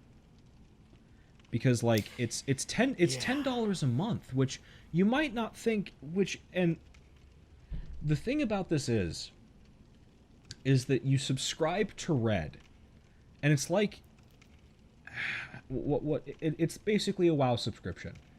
Like, you're not subscribing to Warlords of Draenor in the sense that, like you're subscribing to the whole of everything. Yeah. But then you have to worry about, okay, how's the fucking money breaking down? Because I watch a wide variety of content creators. And if any of them, you know, would get money from my YouTube Red subscription, you know, how does that break down? It's just, it's a lot of really rough questions that I don't see getting any real answers until it's implemented, which is really scary. Because suddenly, you know, it could be like, oh, hey, if you guys want to support me, you know, monetarily doing this, or fucking JonTron does it, because I think he will. Or you know, if anybody does it, like, if they're partnered and YouTube sees them as legitimate and they can receive money through Red subscriptions, then that throws in a lot of issues with, you know, the money side of, like, not just the money, but the legal side of things. And this has also been, this is a recipe for disaster. Now that we're getting into Red, the YouTube Red, because I completely, as some porn sites would call it. I completely forgot that we were still on Valve. Dude. Well, I could fucking... Okay, yeah, I guess let's breeze over that really quick. So apparently Valve cares about customer support suddenly. Yeah, which is weird. That's a laugh. All right, moving on. Anyway, YouTube Red. Yeah. So, this Red service, like, it's sort of the realization of what some doomsayers, and when I say doomsayers, I don't mean, like, I consider it to be the worst thing in the world, but what some people have considered to be a terrible scare for YouTube in the future, and it's coming true, and that's content blocked behind a paywall. Right. You know, because, like, people have been, like, scared of this for the longest time because of all the different changes that came to YouTube. Like, one of these days, I'm telling you, you're going to have to pay to watch shit on YouTube. And you know what? Yeah, I do find it to be a little egregious to suddenly just be like, yeah, you know, fucking all this content you were enjoying because you had a stressful day, or you're sick and you just wanted to watch it. Yeah, $10 please for a month. It's just, just like, well, no, and here's because now here's the thing. As soon as and of course this is sort of the issue that I also really don't want to get into. If and of course this is hypothetical because I don't really see myself ever becoming a career YouTuber. Yeah. I don't think I have the reach to do so. But even if that was a hypothetical possibility, as soon as you bring in this YouTube Red thing, as soon as you start taking direct money, because that's the thing about ads that I always liked personally. It was a way to earn... You didn't have to pay, it was a way, it's just money just fucking happened. Yeah. Like, I didn't have to pay Trihex in order for him to get money from me watching his streams. I didn't have to pay JonTron in order for him to get money from me watching his content. And that applies to Ego Raptor. That applies to fucking TotalBiscuit. Yeah, to TotalBiscuit, to Charlie, to fucking Hayden. Like, I didn't have to suffer a cash sink in order for them to continue to get a living out of it. And that was great. Of course, everybody freaked the fuck out, and, you know, somewhat justifiably so. Because people would turn ad block on because YouTube got fucking stupid with their ads. Yeah. And of course, like, well, it's not really an excuse, but they were throwing up shit like a 2-hour fucking AIDS rally for, like, the Red Day, which is perfectly fine. It was a skippable ad, but the fact that that was something that was there conceivably as an ad is just like, yeah, fuck that. Get that out of there. If there was no skip ad button, and don't forget, that's don't forget, during the Super Bowl, they had those 2-minute ads that were unskippable. Yeah. Like, that's ridiculous. Like, and in some cases, there's a reason why that 5-second skip button shows up. Yeah, like, fuck, it's so, and of course the skip ad button, you know, doesn't give them any money, which sucks. But at the same time, it's not like it's directly hurting them either. See, the easy, like, making me wait for 30 seconds is one thing, but 2 minutes is it's you're breaching on, like, okay, depending on the video, depending on the content producer, I could be watching an ad for longer than I'm actually watching the video. Yeah. Which is not the content creator's fault. They're just doing what they do, but that's an issue with the YouTube system. And of course, as soon as you throw money into this, as soon as it's like, okay, I'm paying money to, okay, hypothetical. Let's say, who do I not like? Sam. Let's say Sam... let's say Sam wakes up tomorrow and is like, fuck, dude, I'm YouTube famous. Yeah. He goes on to the Red service and he's like, sick or dick. Fucking YouTube Red only. As soon as he starts putting sick or dick behind a paywall, and that's what's an option with this YouTube Red service. Some content creators can make their content behind the Red service only. Which is an issue, because if Sam is like, okay, sick or dick, you have to have a Red subscription. That means that you're paying, and of course you can go watch anything under that Red banner, but if you want to view Sick or Dick, you have to pay money for it. Which means now that, you know, it's not necessarily an employer-employee relationship, but you're theoretically paying somebody for a service. Yeah, it's like Netflix or... Netflix or Hulu. And it's like, if you're going to pay for those things, then suddenly a sense of obligation and professionalism really needs to come into play. To where, if you're trying to sell me on, you know, Game Theory, if Game Theory goes red, but Game Theory misses, like, a fucking, like, and here's the thing, this is a monthly subscription, which means that it's time sensitive. Yeah. So if you miss a week, like, that's a big deal. And if you miss a week for any reason, that's a big fucking deal. So now it's not like, oh, hey, guys, we can just release it and throw it under an ad. Or, hey, you know, throw it up on Patreon. You know, whenever I release a video, I get the money.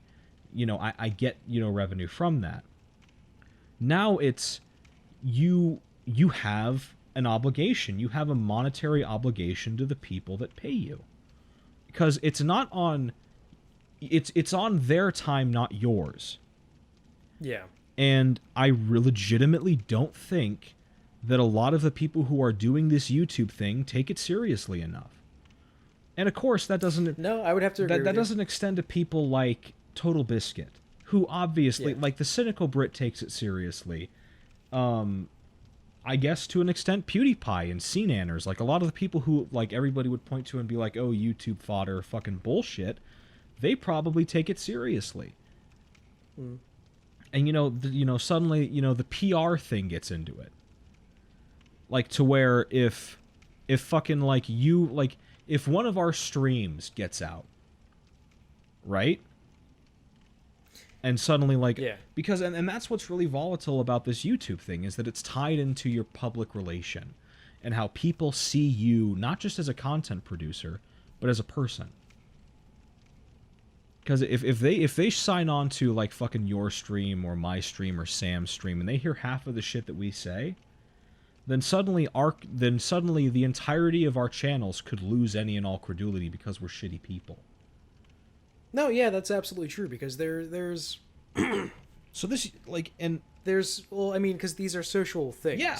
Like, I mean, you know, like, and putting the money behind, like, putting content behind a money wall for YouTube is dangerous. Suddenly, the things you say on Twitter fucking matter. become much more sensitive. And of course, that always mattered with Patreon, but a lot of people didn't trust Patreon because it was a third-party source. Whether or not it's a legitimate company, it's like, I'm having to leave YouTube to give you money. I don't like that. I have to stay on YouTube to give you money? A little bit more acceptable. You know, it's a little bit more trustworthy. Yeah.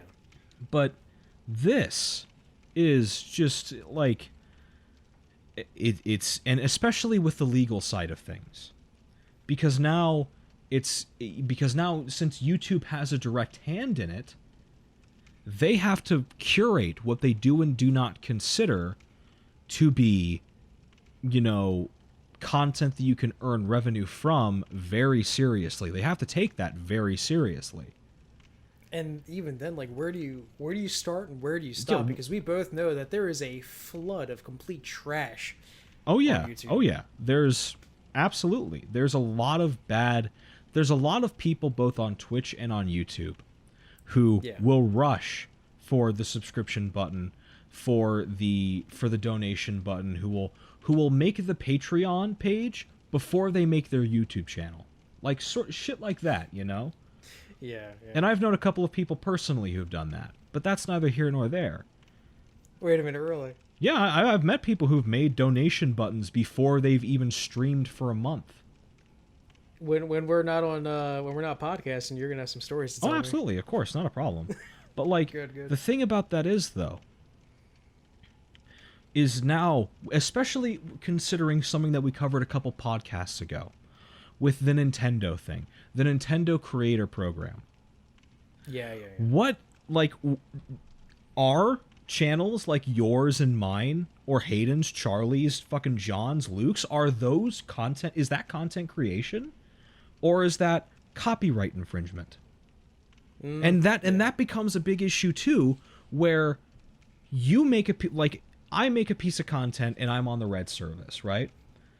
I put the Red video behind a paywall, which is already relatively suspect, but it's about video games. Like, fuck it, I'm making a video about Devil May Cry 6. Like, so not happening, I put another sequel on it, right? Yeah. Did that shit, and then Capcom's like, oops, take down the video. Don't even consider, it's not a copyright thing. You're not putting ads on it. You're getting subscription money for it. You're getting paid. You're getting directly paid for it. What happens? Because when people see the YouTube Red thing, a lot of people think of, like, makeup tutorials. Or they think of, like, vlog channels. Or fucking Philip DeFranco. They're not thinking of, or they are, they're not thinking of, like, Review Tech USA, or Vash the Shell Bullet, or Perils of Pokey. They're not thinking of it as, these are content creators who create content based on, you know, video games, or music, or movies, or books. You know, the YouTube Red service was probably made for, like, hey, you know, just flip on a fucking webcam, yo, what's up, fam? I just ate at Red Lobster, and that shit was great. Yeah. So, as soon as but what's fucked up, though, is that they, and for the uninitiated, this YouTube Red system comes with professionally made content that you have to pay for. They're like doing TV series and feature-length movies. They're launching YouTube music and a fucking... Yeah, wasn't there something else? Well, that's what this is. This is the professional content. This is the Red specific content.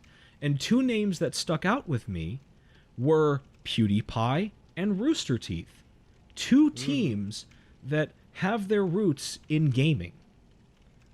PewDiePie we all know what PewDiePie does. Rooster Teeth? Fucking you and I both remember Red vs. Blue. Sure, they moved on to Ruby, but they still do Red vs. Blue, and that's still within the universe and the copyright of Microsoft's Halo.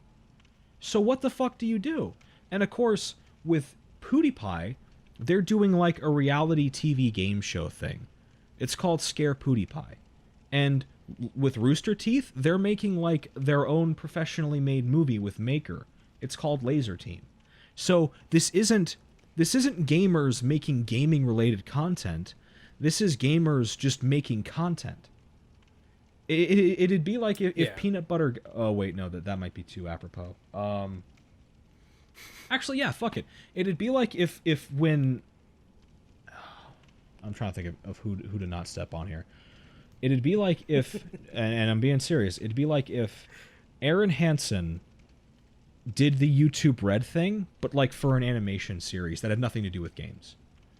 It'd be like a Girl Paradise or you know shit like that. Oh yeah. Just not related to gaming at all, no references, like not even Starbomb tier stuff. Just fucking completely original characters, completely original stories. That's what they're doing. So I honestly have no idea what this means. I just know that, like, the YouTube Red system, and it's like, this is coming off of the back of YouTube Gaming, which, for the record, is kind of still a nightmare because of how seriously they are about the copyright thing. To where they'll mute your stream as it's happening if you break the content ID. Which means, if I were to make a devil's advocate under the Red system, it would have to be either with copyright-free music, which I don't want to do, because that shit sucks, or it'd be with music that I either have to get royalties for, which is like, you know, from Ian. I could use some of Ian's stuff, presumably, or I could go contact a producer and be like, hey, can I use your stuff? But, like, still, this keeps adding on. And, of course, the video games. There's no way in fucking hell that I am going to be able to go to a company like Nintendo and be like, hey, guys, I want to make a video for the Red service, for YouTube Red, about Woolly World. Yeah. Do I have permission to make money? There's no way they're going to be like, sure, but they're not going to be like, no, fuck you. Oh, weird. Here's our Nintendo Creators Program. Yeah, alternatively, they're probably going to end up making you do what fucking that guy with the glasses, Nostalgia Critic, wound up having to do for a few videos. Yeah. Where he would act it out himself without using clips from the movie. Mm-hmm. Where, it's actually what he did with his Mad Max review. Yeah. Fury Road. And, he basically acted it out entirely with himself and makeup and other people. And while that's fun and cool and creative, it doesn't really show it's time consuming. Yeah, and it's just it's inconsistent. It doesn't show it doesn't show what's being referenced. Yeah, like you can't exactly talk about the nuances of game mechanics. Like what am I gonna do with pantomime hand? Like here you go, fam. Here's a fucking whiteboard drawing. Ori and the Blind Forest. Here's a level, fucking scribbled out in MS Paint. Like, you can't do that. You need to be able to show. You need to be able to show or hear what you're talking about. It's a visual medium that's heavily dependent upon the demonstration, and the demonstration has to be one for one exactly what the fuck you're talking about. You can't just be like, and then there was that one time where that crazy thing happened. I'm trying to figure it out, and then blah blah like that. That's not how it works for games. And the thing is that this is such a competitive market. The thing is about like people who are trying to do YouTube seriously, or not just seriously, but trying to do it professionally. It is so fucking and like fucking Let's Players going back to DSP. Willing to bet my top dollar that DSP will jump on this shit in a hot minute, just because if anybody is subscribed to YouTube Red and inadvertently goes and watches his content, then suddenly he gets the money.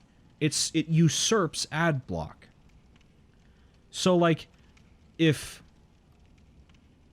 Switchback, because I know Switch watches fucking DSP ironically, right, like a shitter. If he's subscribed to it so he can see, I don't fucking know, Laser Team, and he goes to watch a DSP video, DSP's under the red system, which I don't know how the fuck he would be, considering his fucking reputation, but if that did happen, then suddenly he gets the money. He gets a cut of that $9.99. And I find it, and especially this only affects content. You know, if we're strictly talking about gaming, this only affects content creators like you and me, or Charlie and Hayden, who don't do Let's Plays, but they do analytics. They do analysis, they do editorials, they do, or journalism for that matter. If somebody were to be a self-styled YouTube journalist, Super Bunny Hop would fall under this category to a certain degree. Yeah. If Super Bunny Hop pulls that shit, like, what do? You know, because nobody's going to... Okay, I'm going to say this now. I could be proven wrong, but it would be very stupid if they did. Game Grumps is not going to have YouTube Red blockading some of their Let's Plays. It's just not worth it. Yeah. Because, like, I could be wrong, but I don't think enough people are really willing to pay for Danny, Aaron, Susie, Barry, and fucking Ross. Just playing whatever. It's a level of dedication that's a little unrealistic. Especially to be banking on. And another thing about this, too, is that people are so vehemently against this on principle. Without even seeing it in practice, as soon as this news came down, people were freaking the fuck out about it. Which sort of communicates to me that it doesn't really matter how good or bad it is, it's going to be bad regardless. So, what ends up happening is that now, whoever does this YouTube Red thing is going to lose an audience. It's going to start to lose a section of their fan base. Because, and you and I already know the fucking spiel. Like, as soon as someone even mentions the word Patreon, even though they've been doing YouTube for free for years, it's just, oh, Anakin, you're going down a path I can't follow. You know, I'm going to go find someone else. Like, or when fucking machinima things were going hot. Because you brought that up. As soon as someone was like, oh, hey, guys, you know, I've been posting, you know, gameplay for a long time now. By the way, I have a I have a contract with machinima. People fucking left over that shit. People dipped. Because they didn't want, you know, to be flooded with, you know, the machinima stuff. And especially as far as, you know, stuff like VodiVidia, where it's not Let's Plays, the quality of the content is probably going to diminish with how rushed it gets. Right.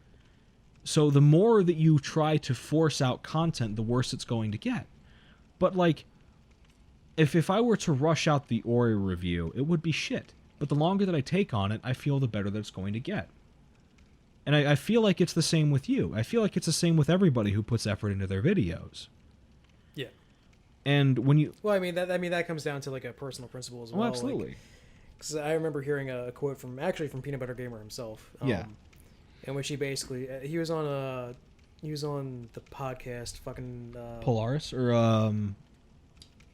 Co-optional. Co-optional, yeah. He was on Co-optional. Yeah. And he brings up a point where he's just like, yeah, I don't see the point of putting out content unless if you know it's the absolute best that you could do. And there's a lot of truth to that. Oh, yeah. Because, like, you know, you'll always be so self-critical and always, like, you know, going through your content with a fine-tooth comb. And then you always find something missing after you fucking posted it, too. Mm-hmm. It's like, fuck. And it's like, yeah, I mean, that's why our videos will also take longer. I mean, not only is it not our job, but it's also the fact that we care about what we're putting out there. But then as soon as you try to transition into that professional sphere, you either have to be an absolute legend, like the Super Bunny Hop crew, that, like, they were able to produce an incredibly, like, George was very easily, seemingly, to produce over 30 minutes of content a couple of weeks after MGS5 was released. Yeah, that would have insane. That would have taken you or me months. Yeah. And by the way, it was really fucking good. Really fucking good. But that I think is one of the rare circumstances where Super Bunny Hop was able to produce high quality content in a short span of time. He probably wouldn't feel the sting of that sort of production increase and that expedience anywhere near as bad as you or I would. Or fucking hell, even, and you know, not to bring somebody from outside of the gaming sphere necessarily into the fold, but even Demo. Oh yeah. Like if Demo was like on a payroll, but that required him to produce content incredibly fast. Like I'm not sure that he could necessarily make the transition as seamlessly as he would need to. And I say, well, yeah, I mean, like one of the greatest things about his videos is his editing. Yeah, and editing takes a long fucking does, and it takes a lot of inspiration. Yes. And like you can't just keep on repeating jokes over and over again. You have to be fresh on your feet. And the thing about that is too is that like you need to make this transition quickly. Yeah. I could not start the YouTube Red thing tonight and then be good enough for it a year from now. It just wouldn't happen that way. Nobody would stick around. Even if I were to go back to Devil May Cry content, it wouldn't be worth it. Yeah. Because, like, you know, because you're losing people, because everybody has a super fucking hard hate boner against, you know, content creators getting money. You know, so people leave you on principle. And then your content has the potential of suffering because it's being rushed. So people will leave because of that. It's just, it's not worth it yet. And I think a lot of this has to do with the fact that YouTube is not Twitch. Where Twitch is... Certainly isn't. Where Twitch is centric around gaming. Where Twitch bends to gaming. YouTube does not do that. It has the YouTube gaming service, but that took so long for it to implement to where it's barely, and even in the state that it's in now, it's crippling creativity. Yeah. Because of the Content ID system. And because of Nintendo. And because of people coming after you with copyright strikes. It's limiting creativity. So, no matter how you slice this, I really don't think that this is going to affect people who are really into the gaming thing that much. You know? Yeah. But I mean... So, I mean, that's really it. You know, subscriptions start at $9.99 a month. And it's where it is. So, obviously, I'm going to be watching... You and I are going to be watching this very closely. I think a lot of people are. Yeah. And I think that if nothing else, this is going to incentivize more people to go super ham on ad block. And just because this is going to trigger that cyclical thing that we were talking about with the 4chan thing of people getting pissed off, and with the paid mods thing of people getting pissed off and retaliating, and then, you know, YouTube, and, you know, sluggishly as they may, responds back, and it keeps going in this fucking cycle. Yeah. And, you know, people have been claiming that YouTube's been dead for years, but really, because, you know, Twitch. And I guess if you're a Let's Player, sure. You may as well just fucking stream it. But currently, as far as gaming goes, if you're looking for high-quality productions with talent, with insight, with a lot of effort put into them, not to rag on Twitch, but you just aren't going to find it there yet. Yeah, I can't really... So YouTube... Like, what other service would there be? What alternative? Like, make your own site? Then basically, no one comes just fucking call it superbestfriendsplay.com. Fuck it. Like, even Spoony has to start uploading stuff onto YouTube because he doesn't get as many visitors as, you know, like what once upon a time might have been sufficient for him to make money off of it. Like, YouTube... And of course, CPMs have been going down. I don't know if you heard this from TB. Yeah. But CPMs did not rise back up from December of last year. Mm-hmm. So there's apparently been a bit of a falling out with people who have been subsisting solely on ad revenue. To the point to where if you have to support a family, that might not be an option. So I mean, what do? Do you just leave YouTube and try to use your channel as a resume to go join a production studio? I mean, that was an option a while ago with Machinima, where Machinima Respawn was a thing, or Machinima Sports, where they had an office in California that was a production studio. But that's like we keep saying, it's the exception. It's not the rule. Mm-hmm. So, I don't know. I think this whole this has been an advancement in the play field, definitely. It's a big move, just like with YouTube gaming, to where I don't know what this is going to turn out. I have no fucking idea. I don't think anybody does. But it's going to have consequences. It definitely will, for anybody who uses it and for anybody who rejects using it. So, I don't know.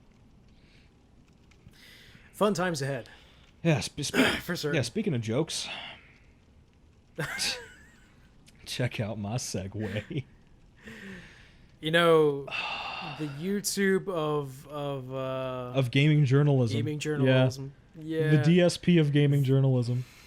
Ooh, that's ham. This is just that, you know what? You're not wrong. That is not halal.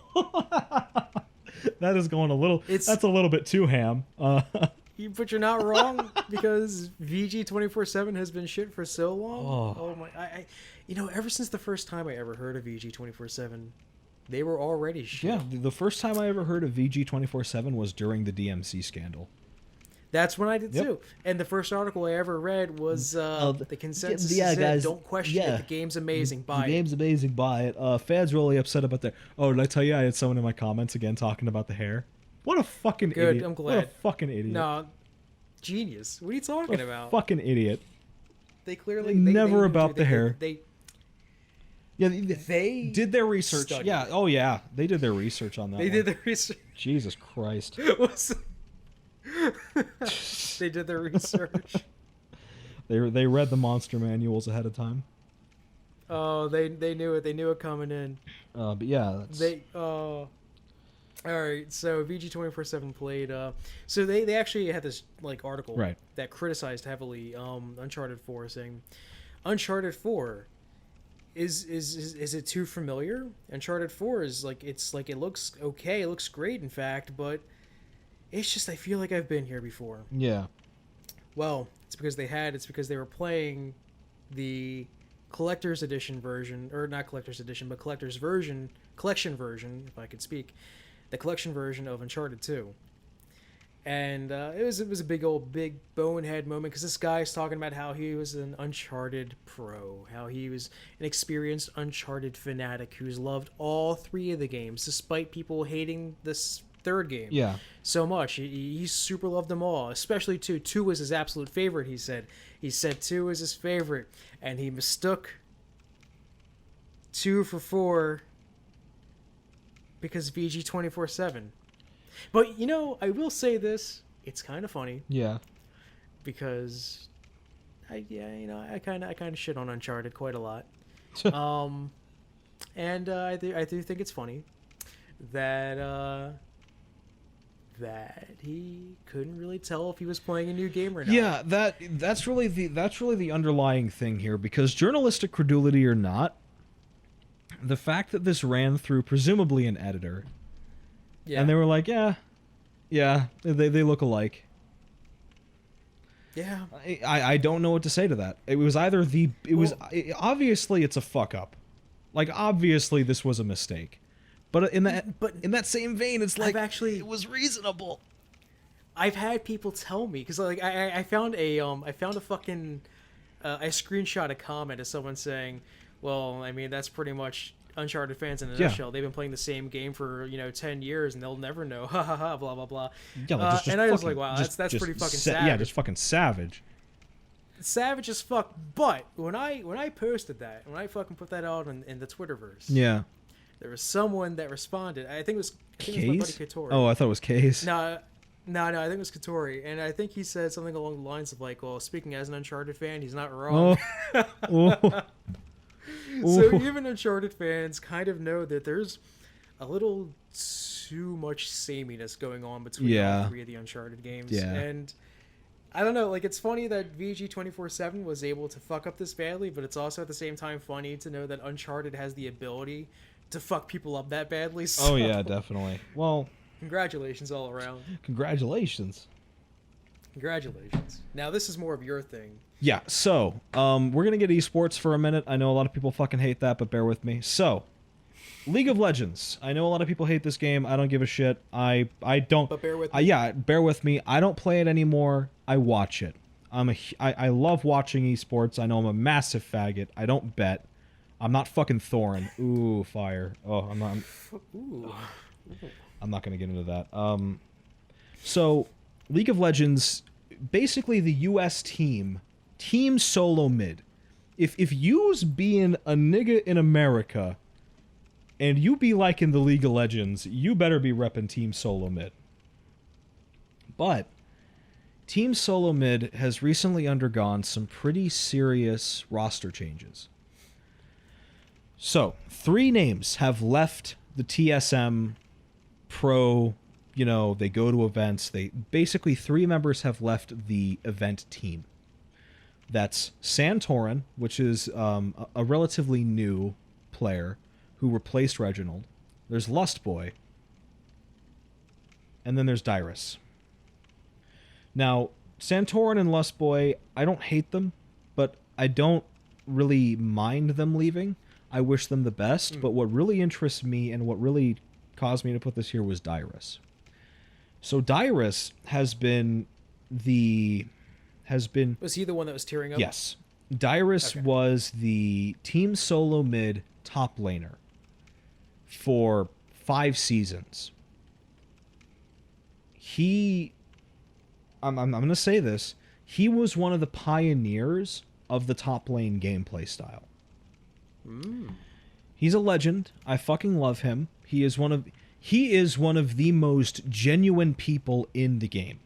And of course, a lot of people, you know, especially, you know, fucking stat sticklers and fucking people who only care about results, you know, or if you're an analyst, you say, well, the emotional side of it doesn't really pertain to any of it. All that matters is the W.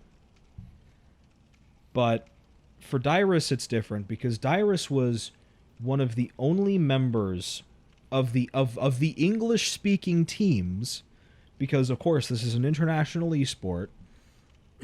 You know, we have Chinese teams, Korean teams, you know, a lot of Russians, a lot of Europeans, but the good Western teams, the good American teams are few and far between. TSM is one of them. And Dyrus was someone who cared. He took it seriously. He tried to improve himself repeatedly throughout the seasons. He was always humble. He always, and you know, he gave a fuck about what people thought about him. And, you know, a lot of people like to characterize, you know, professional gamers as these fucking, you know, these aloof douchebags, you know? Oh, yeah. Like, just don't care about anything, just gives no fucks. But in that same breath, Dyrus was the one who checked Reddit, checked his Twitter, checked his stream chat, constantly hearing what both his fans and what his critics had to say. And he listened. He cared. And after Team Solo Mid got knocked out of Worlds, which was a very rough game to watch, Dyrus gets on the mic, he apologizes, and he steps down. And of course, you know, along with Santorin and Lustboy, but fucking, you know, Dyrus, that was hard to watch, because I've been watching Dyrus for 5 seasons, playing with Team Solo Mid.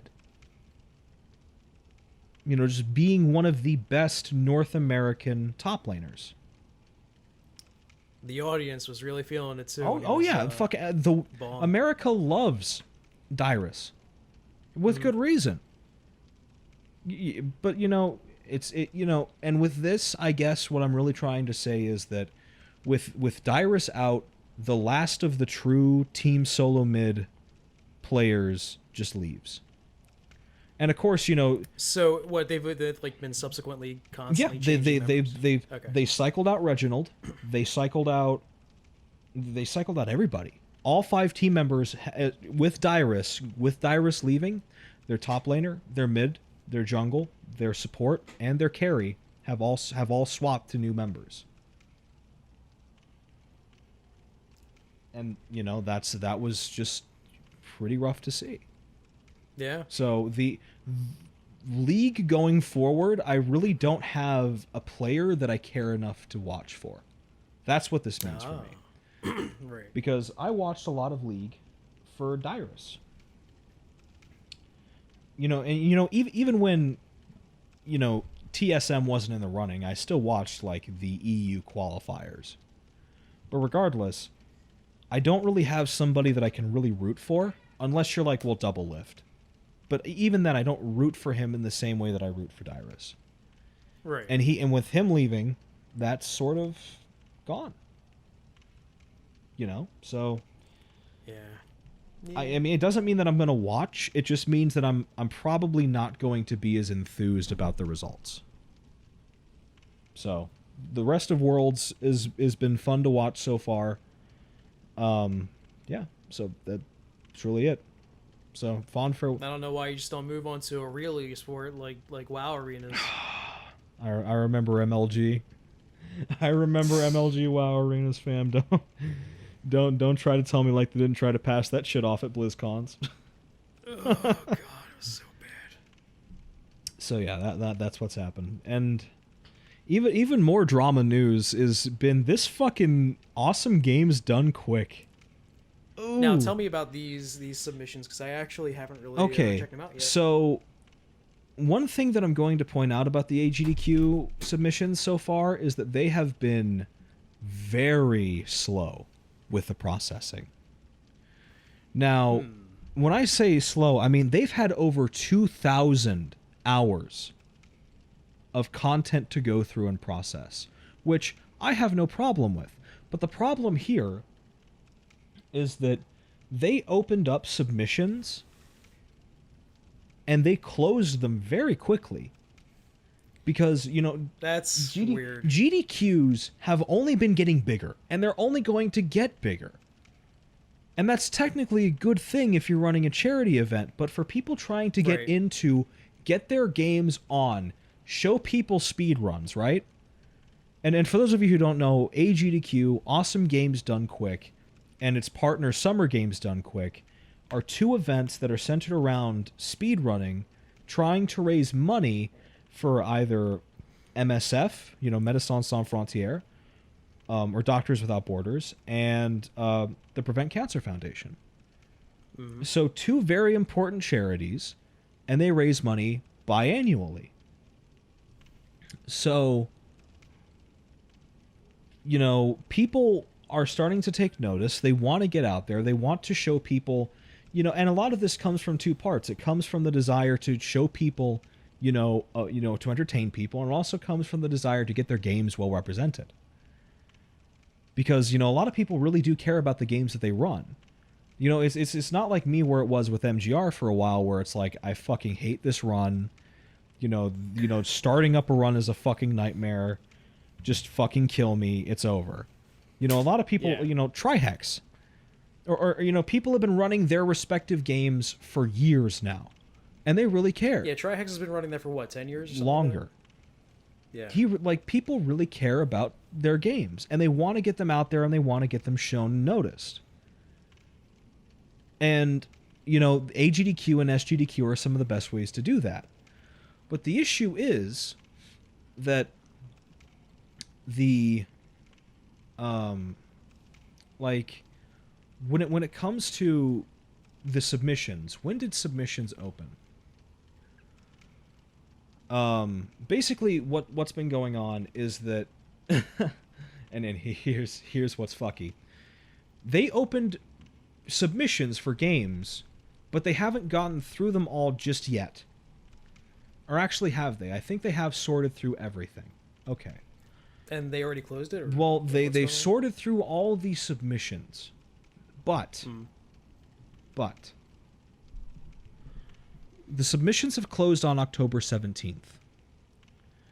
But attendee registration opens around October 22nd, tomorrow. Right. So they basically gave themselves a week, actually less than a week, to take over 2,000 hours of content and process it into you're running or you're not running. And of course, people can be like, well, attendee registration, you're supposed to just go for the fun of it. And that's true. Maybe they're speedrunning their organization. Yeah, but like the thing is that they need, like, a lot of people need to know whether or not, their games are going to get submitted. Because, basically the entirety of the Donkey Kong Country Tropical Freeze community isn't going to this AGDQ because their game didn't get in. And you might be like, well, that's only one runner. Why doesn't the entire community just go? Well, first off, GDQs are like a big investment. We're talking plane ticket, round trip plane ticket, hotel room for a week, food for a week. It's in people have to. They have lives that they have to live. They have to, it's they in have the to winter. know if they can dedicate. Yeah, it's to in the this. winter in a part of the state where it's going to snow. It's in like, Virginia. If they don't know if their game's going to actually get there, and if they're going to show up anyway, like that might be a fucking waste of time. Yeah, that might be a huge. Like they could have taken that time to do something else, like get better at the game, or they could have just watched the event from home, and because when, like, if a Kingdom Hearts game gets submitted and it gets accepted and it's going to be run, then obviously a lot of the Kingdom Hearts community of speedrunners is going to want to show up to that event.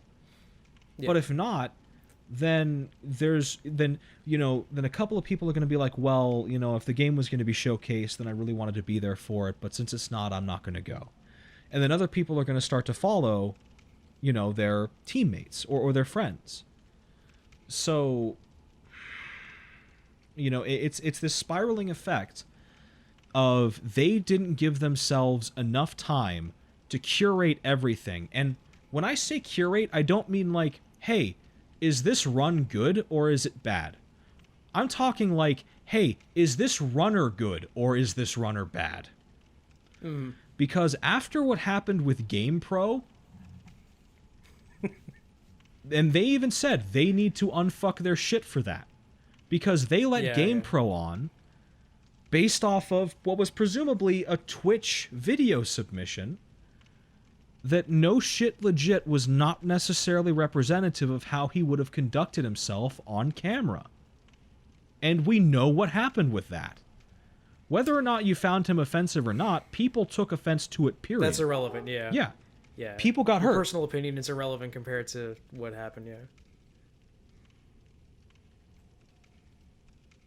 So, we have this super important scenario of, they didn't give themselves enough time to curate everything, run through all the runners, and right now, there's only, since AGDQ only goes for 1 week, but it's a 24-hour marathon that takes place, 24 hours over, once a day for every 7 days. That's 160. Would you say that it perhaps is 20? Would you say it's VG 24/7? Is that what you're telling me? I fucking hate. Well, I mean, you're not wrong. It is. It is video games 24/7 for a week. That's 168 hours. Yeah. But what's funny is that they've only gone through of stuff that progresses. Here's the breakdown for you. Let me go to all game submissions real quick. Here's the breakdown. It breaks down to 1,392 hours, 31 minutes, and 8 seconds of content has been rejected. Stuff that's on the wait list, that stuff that you don't know if it's going to get in or not, is sitting at 91 hours, 10 minutes, and 0 seconds. The stuff that's been admitted for the bonus, like, hey, if we can fit this in, we'll fit this in, that's sitting at 6 hours, 16 minutes, and 29 seconds. And the runs that are definitely progressing to the next round, 486 hours, 55 minutes, and 51 seconds. That's not accounting for setup time, too. Yeah. They have to condense at least... Actually, that's over... That's just about... hold on. My math is not this shit. That's over 600 hours of content. That's just about 600 hours of content that they need to condense into 168 hours of content by tomorrow. Good luck. It's not happening. So now everybody who's like, okay, do I sign up? And you know what? If they're going to open up the registry for going regardless, then eventually they're going to run out of capacity. They're going to run out of space. And if a runner was withholding to know whether or not they needed to be there to run their game, because not every community is as big as, you know, the fucking Kingdom Hearts community, where, hey, if we accept, you know, Kingdom Hearts 1.5 HD beginner, we can choose between Zetris, we can choose between Bloody Biscuits, we can choose between the Rizzle, we can choose between these different runners, so no matter who comes, we can get a run. But it's like, if, and this is happening, Devil May Cry 4 and Devil May Cry 3 speedruns by Private Cinnamon Bun are progressing. Which means, if he gets there, if he gets to go in, if Devil May Cry 4, Virgil New Game, gets in, and Dante, New Game for Devil May Cry 3 get in, but if they accept those games, and for whatever reason, Cinnamon Bun can't go, nobody else can run that game. Right. The pool of Devil May Cry speedrunners who would be attending GDQ reliably, regardless, is not large enough. Like, I could go, but I could only learn Virgil New Game. I don't know the fucking Dante New Game route for fucking Devil May Cry 3. I couldn't fulfill that requirement. So this is the kind of shit that matters. And if you know, it's shaky and Cinnamon Bun doesn't know if he's going to be playing or not, and he doesn't know if he's going to be going or not based on whether or not he's playing, and, you know, the fucking roster fills up with a bunch of people who just want to be there, which is fine, totally their business, but if the fucking occupancy fills up and he can't go, then what the fuck? You know? Yep. Really what this boils down to is it is a massive failure of management. It's a huge logistical failure. And I think if anything, it would be smart. I wouldn't even say that a month prior is smart. I'm talking like open and close game submissions like fucking 2 months before you open your attendee registration. Because, like I said, you need to curate the runs, whether or not they're good. Then you need to curate the runners, whether or not they're good. You know, and I'm not just talking like how they behave, but can they reliably do the run? So, it's a bit of a clusterfuck right now. So, yeah. But we have 2 more topics to go for. So let's move on to what we're working on currently. Oh. Go ahead. What have you been working on, Mark? All right, I'll give you the break because you just did 3 huge tangents in a row, so I'll let you catch your breath. For me, I have been working on still Bayonetta, which is coming along. If you can't tell from this podcast, I am sick. Lots of clearing out my throat, phlegm, blah blah blah. My voice has been getting weak very frequently. So, you know, I got a bit of that weakness going on from being sick. I'm still recording, though. Yeah. So, I actually, just earlier today, I finished page 5 out of my 11-page script, 11 full pages. So, that's making progress. But, yeah, that's what I'm working on right now. The current phase is recording the vocals for the script. Then after that's obviously going to be putting the video together. You guys know how it goes. Yeah. Now, I'm already planning ahead for what I'm going to be doing after Bayonetta. I think I might for a while take a break on reviews and start doing more shoot the shits because people have been asking for it. Yeah. And there's been a couple things I want to cover. I like one of the topics I need to cover is the scope of RPGs and how I feel how they've largely failed to measure up to what they should have been by now. Right. With the exception of Witcher 3, but that's a completely different case entirely. Another thing that in fact, actually, this might be what I cover for my next shoot the shit, is critiquing sexualized characters. Because you mean how to do it, or are you just doing it?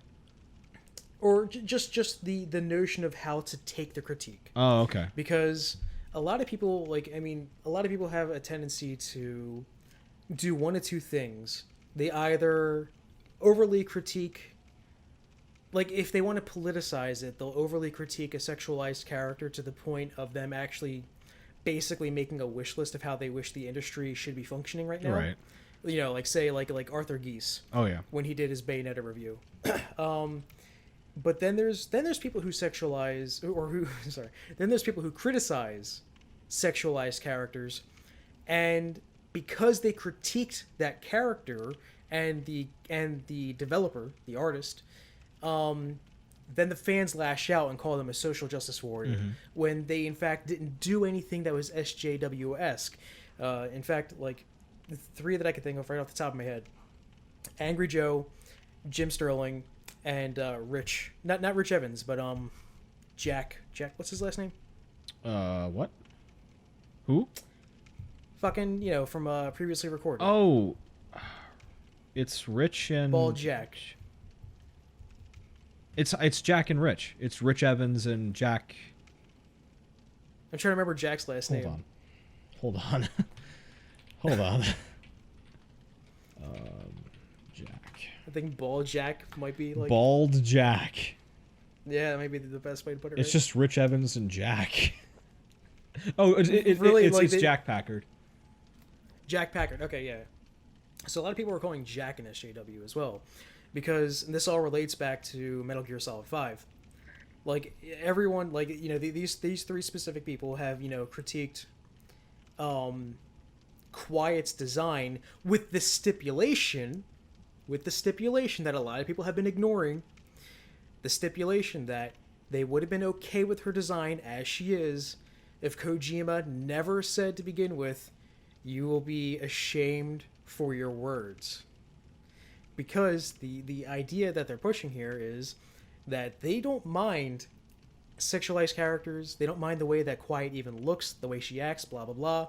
The only reason why they were not fond of her was because Kojima tried to push it as something deeper than it was. And then Kojima later came out saying, "Oh yeah, basically I just want to I just wanted to make a character that people could cosplay that I think is hot." Yeah. But the problem is that Kojima still acted like a kid. Still did that, that they keep on saying that 12-year-old mentality. Yeah, guys, that's kind of the 12-year-old mentality. Yeah. I made the naked girl, but she has to be naked because she can breathe through her skin. I'm sorry, but that's silly. Right. And just because they're and the whole thing where Quiet will present to you when you're on the helicopter getting out, they're bringing up how her character makes them feel, and what a lot of people don't realize is that that's okay. That's not a problem. That's not SJW territory. SJW territory is when you try to politicize it. It's when you try to basically say this character should be or should not be sexualized because the games industry needs to grow up, or because the games the women are being victim. This causes rape and misogyny. That's when you politicize it. That's when you become an SJW saying this shit. But when you're saying, no, that makes me feel uncomfortable and awkward or dirty, or that's silly and dumb because of what he said to justify it. That's silly and dumb. That's just critiquing it. That's actually a light critique. Right. That's not even a heavy critique. That's a light critique. That's just starting to pick at the stem of what a critique could be. But and that's my problem. My problem is that people are trying to censor critique. Right. They're trying to actively discourage people from fully discussing every aspect about a game, and that should not be the case. You know, you should never try to stifle someone's ability, like, because, like, let's face it, Hideo Kojima is not perfect. Right. Wait, whoa. You know, whoa. I have problems. I have problems with fucking with fucking Quiet's model herself, but it's not the sexualization. I mean, it's sort of. I mean, I'm a leg guy, and I prefer her to be a leggy kind of, you know, gal. But instead, they put the focus on her chest. And, Right. You know, I mean, that's a preference kind of thing going on there. But what I'm basically getting at is that I might basically make a shoot the shit about how, why, and when characters get sexually critiqued, and what would be the difference between politicizing it with an SJW agenda and just expressing yourself. Right. Because a critique is an expression. It's like, it's your judgment based on how it made you feel and how other people might be able to relate to you or not. And I hate to see I hate to see any sort of censorship. Right. Any. You know, I hate to see nudity censorship, and I hate to see critique censorship. Censorship is a cancer. And for people to get so angry that they actively try to silence people, that pisses me the fuck off. Oh, yeah. Well, that'd be a good video. So, yeah. So, what have you been working on? Oh, fuck. You know, I am so fucking mad. Because I have been staring at fucking Microsoft Word documents nonstop for the past fucking, like, month and a half. Yeah. And I've been making okay. So, about the Ori review. That's coming along not at all. Because I'm on my third draft. I like it, but I'm already starting to be able to tell that it's going to be a little bit too like how I'm feeling on that day recording specific. Yeah. And I'm catching the seasonal sniffles. So writing a script that I have to be like the most high octane, high energy, biggest niggas on the planet is not an option right now. Yeah. But I you know, a lot of my recent, you know, content viewing, specifically the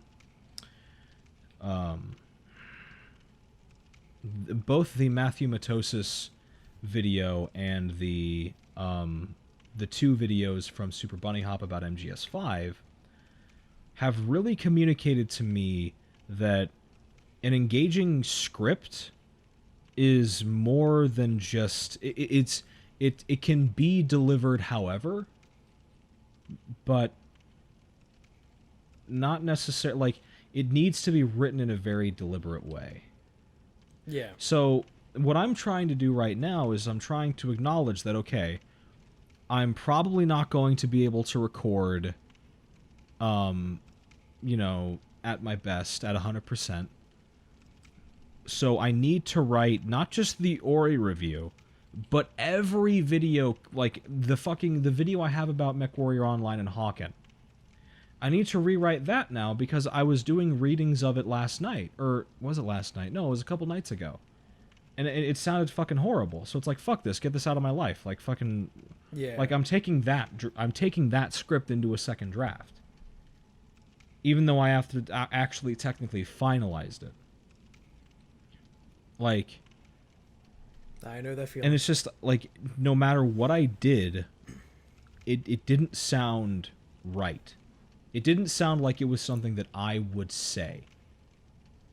And, you know, that's sort of the core problem that I had with the Ori review, is that I was writing it like an essay, rather than writing it like a video. You know what I'm saying? There's a big, like... Yeah, I know what you're saying. Like, I would say that the devil's advocate for Satoru Iwata was an essay.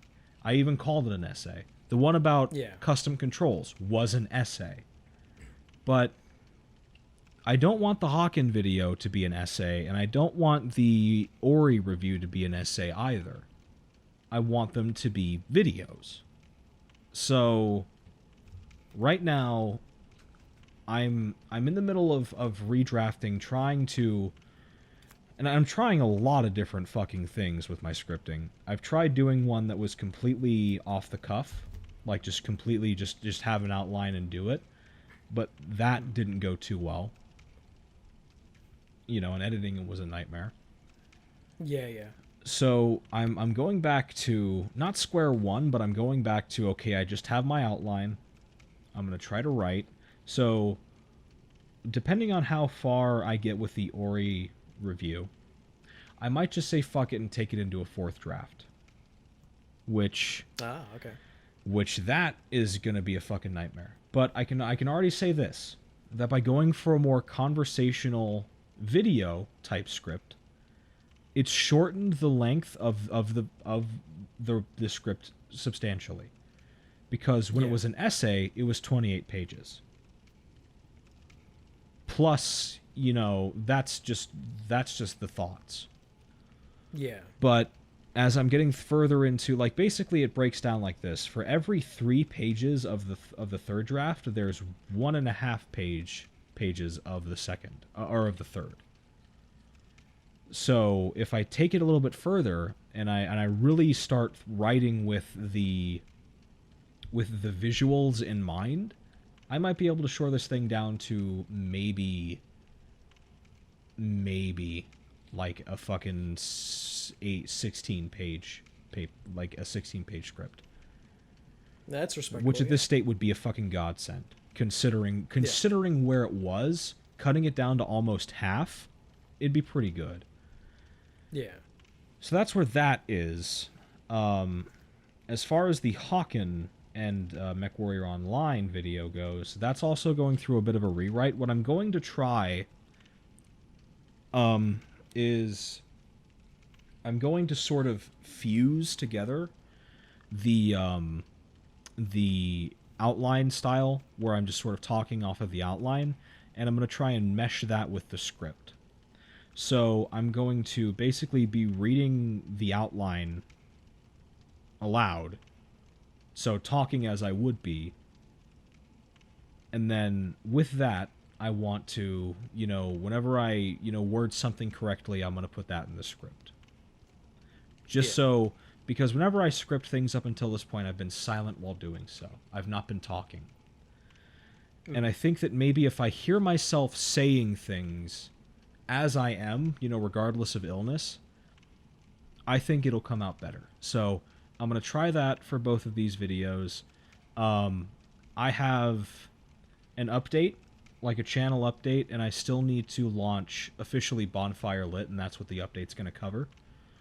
I still need to hash out a couple more cuts for the highlight reel. I think the RE4 highlight reel is about done, realistically. As soon as we get through. Well, no, I'm saying I'm running out of funny shit to put. So, well, it was a lot of dead air, especially with Sam.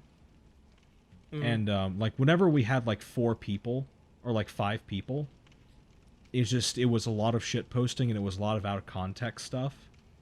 Oh, like chaotic bullshit. Yeah, it was very chaotic, and it's very difficult to structure. It's very difficult to cut around that. So, I think I'm just going to get to the part where Kevin, you, Will, and I are talking about Faku. Make that the finale, and then just go ham on RE6, because RE6 is going really well. Basically, how RE6 is working, I'm treating it basically like a Let's Play. And it's largely you and Sam. Yeah, it's almost entirely me and Sam, because the way that's going down is there's such a density to where there's almost no need for cuts, Like cut loading screens and shit like that, like cut downtime, but there's hardly any of it, and there's such a volume of it that I don't need to be, stingy with it. So like the next episode might be like fucking 15 minutes. And we still won't be through chapter 1. So like there's a lot to do with that. So that'll be fine. And then the Dark Souls 2 playthrough that I'm doing with him, I did the first recording session of that on Monday. And that went well. We got about 2 hours, 2.5 hours, I want to say, of solid video. And that's good. Solid Dark Souls 2. And all that's going on the Bonfire Lit channel. What else? Really, that's all I can really think of. I've been trying to think of a couple of other Devil's Advocates that I've been wanting to do, but the thing is that as like, because right now my primary focus is midterms, but that's over tomorrow. Like, the only reason I'm not going to get, as soon as I'm done with the podcast, I'm not just going to be like, okay, fuck it, edit it and post it, is because I have midterms tomorrow. But after that, it's like, fuck it, I'm just going to fucking... I have 4 days off after that. I'm just going to take that time to myself, and I'm going to work on some I might not even stream, just so I can get video out. Ooh. Yeah. That might be the thought process, so... Yep. That's what I've been working on. We've been doing some shit. Yeah, I get it. Like, the channels, both of ours have been dead for a while. But, just please understand that right now, I'm trying my hardest to make the Ori review the best thing ever that I've ever made. Yeah. And that's surprisingly difficult. Not because everything else has been so good, but because I don't really know what to do. So I'm doing a lot of experimentation, but the thing is that a lot of this experimentation has to be done between university and work. So, it's, and of course, trying to stream on top of it. So it's unfortunate that I haven't been able to really dedicate as much time as I would have liked to getting redrafts of the script done. But I think if you're definitely going to see the Mech Warrior video first. I'm going to tell you that right now, because that's where I'm really going to try and pilot and focus this new type of scripting until I get it down pat and I'm happy with it. This new type of scripting, this new type of editing, this new type of pacing. Until I can get that shit done and ready, then I think I'll be happy with it. And then I'll be able to be like, okay, return to Ori, fucking finish Ori.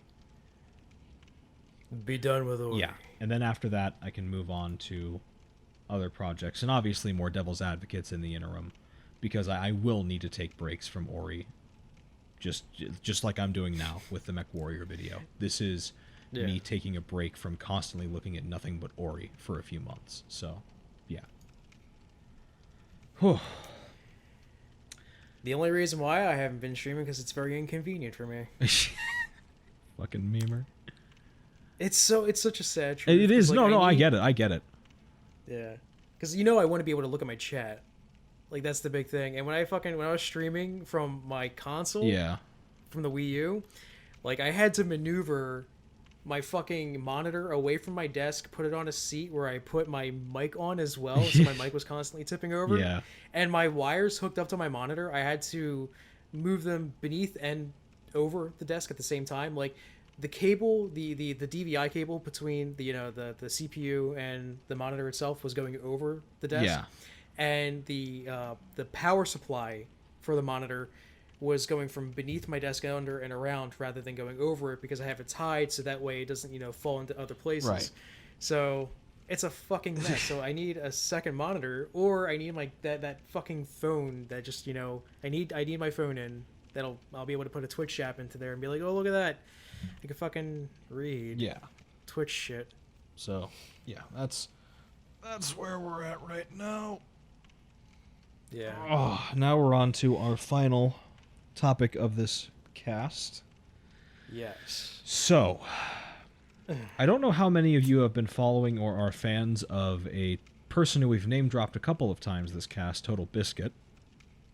Many times in the past. Yes, we have. I have been... John Bain, TotalBiscuit. I have been a fan of TB since his early days on WoW Radio. That's where I know him from Blue Please. And I know him from Shoutcraft. I don't know about... When did you first see TB? Did you also see him for WoW Radio? The first time I ever seen anything from him was... I remember now. It was a video he did on DMC Devil May Cry, in which he very level-headedly just said, yeah, I like it. I know it's not as, as skill-based as the other ones, and I understand why, people that are fans of the other DMCs aren't going to be a fan of this, but I like it. And he also brought up, I remember one of the comments said, how can you say you like this? What about all this? And what about the blah, blah, blah? And you know, what about, you know, the way Tamim was acting, yada, yada, yada. And he was basically just saying shit like, I am not your shield. Right. I do not owe you, you know, to fucking act a certain way and outrage with you because you got offended by the way this guy was acting super shitty. You know, it's not my job to do that. I will outrage if I find something that outrages me, but it doesn't affect me that way, and so therefore I'm not going to. And me being someone who does not like DMC, right, and me being someone that does not like Tamim and Ninja Theory, or just at least Tamim in general, I loved the way TB was acting. Yeah. And the reason why I loved it was because it was very sensible. He was just being a rational human being that did not want to deal with anyone's shit. And his video did not, like, incentivize to spark anyone's ire, but people were deciding to get angry anyway. And I was like, I feel really bad for this guy. And then I started looking at more of his content. I started watching the TGS podcast, and I was like, I love this guy. I love him. Right. And yeah, and he's made a pretty serious, you know, shift from World of Warcraft to YouTube and streaming. Mm-hmm. He is, you know, you may know him from Polaris and from Co-optional Podcast. You may know him from a lot of different places. But, you know, over the past couple of years, TB has had a pretty rough spat with, I believe it was colon cancer. Yeah. Thankfully, they were able to detect it early, and they were able to give him chemo and surgery to treat it. But all the meanwhile dealing with harassment. Oh yeah, all the meanwhile, like, people fucking, oh my god, people were so shitty to him over that. Which is fucking literally the worst race. Completely disgusting. But regardless, a recent twit longer was released by TB. I believe it was last Thursday. Yeah. I was sitting in university, in the library, in one of the silent study areas, just hanging out on my phone.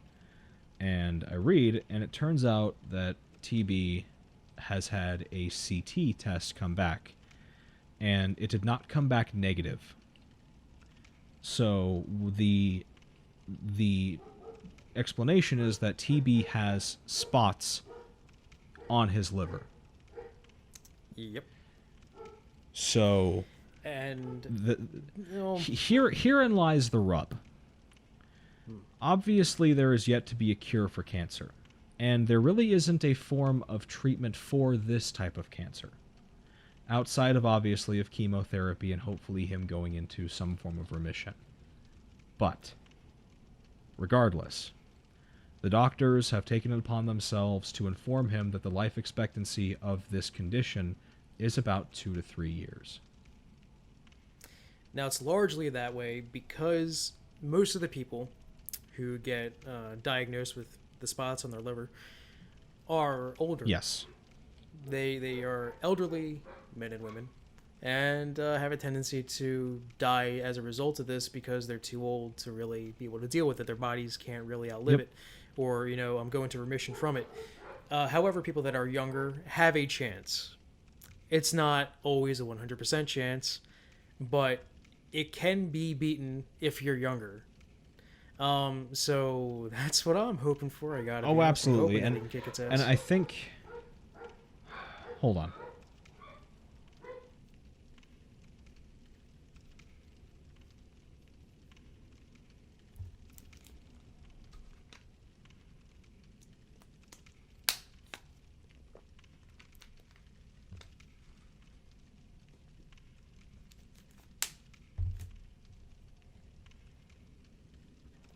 I'm gonna just say that I'm hopeful that he's and you know, I think TB has the right attitude about this. I really think he does.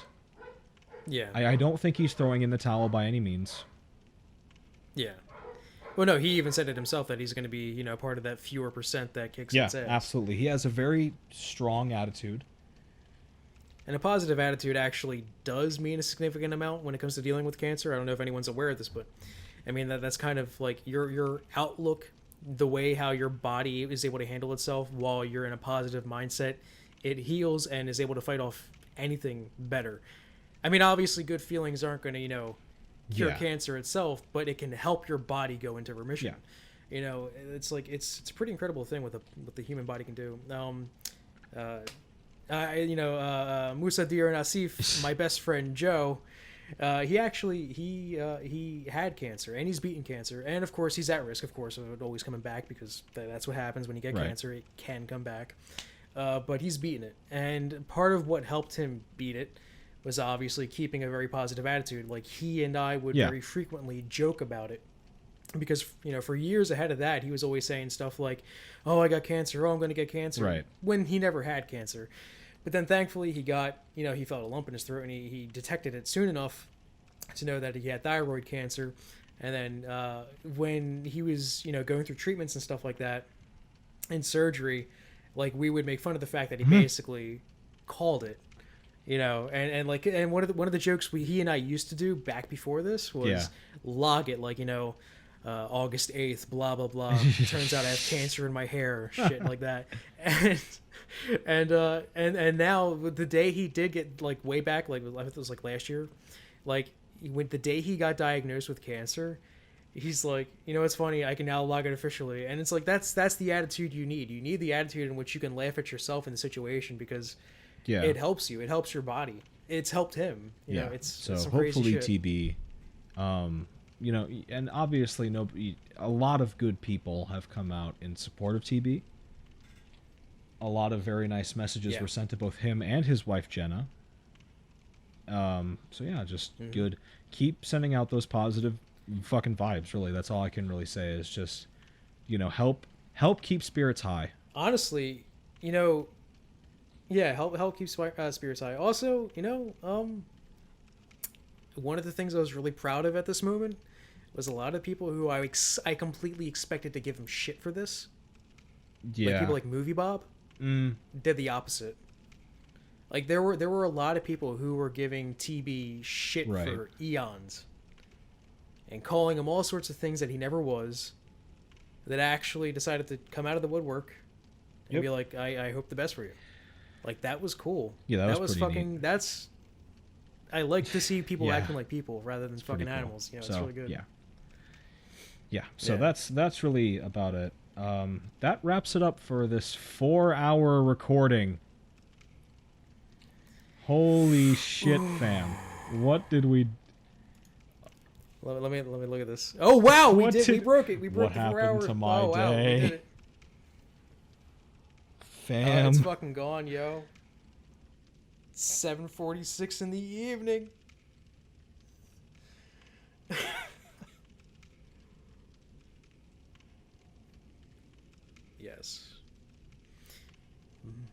Yes, I've been Pokey, and I love you.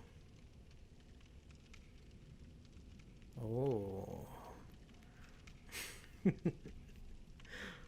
right.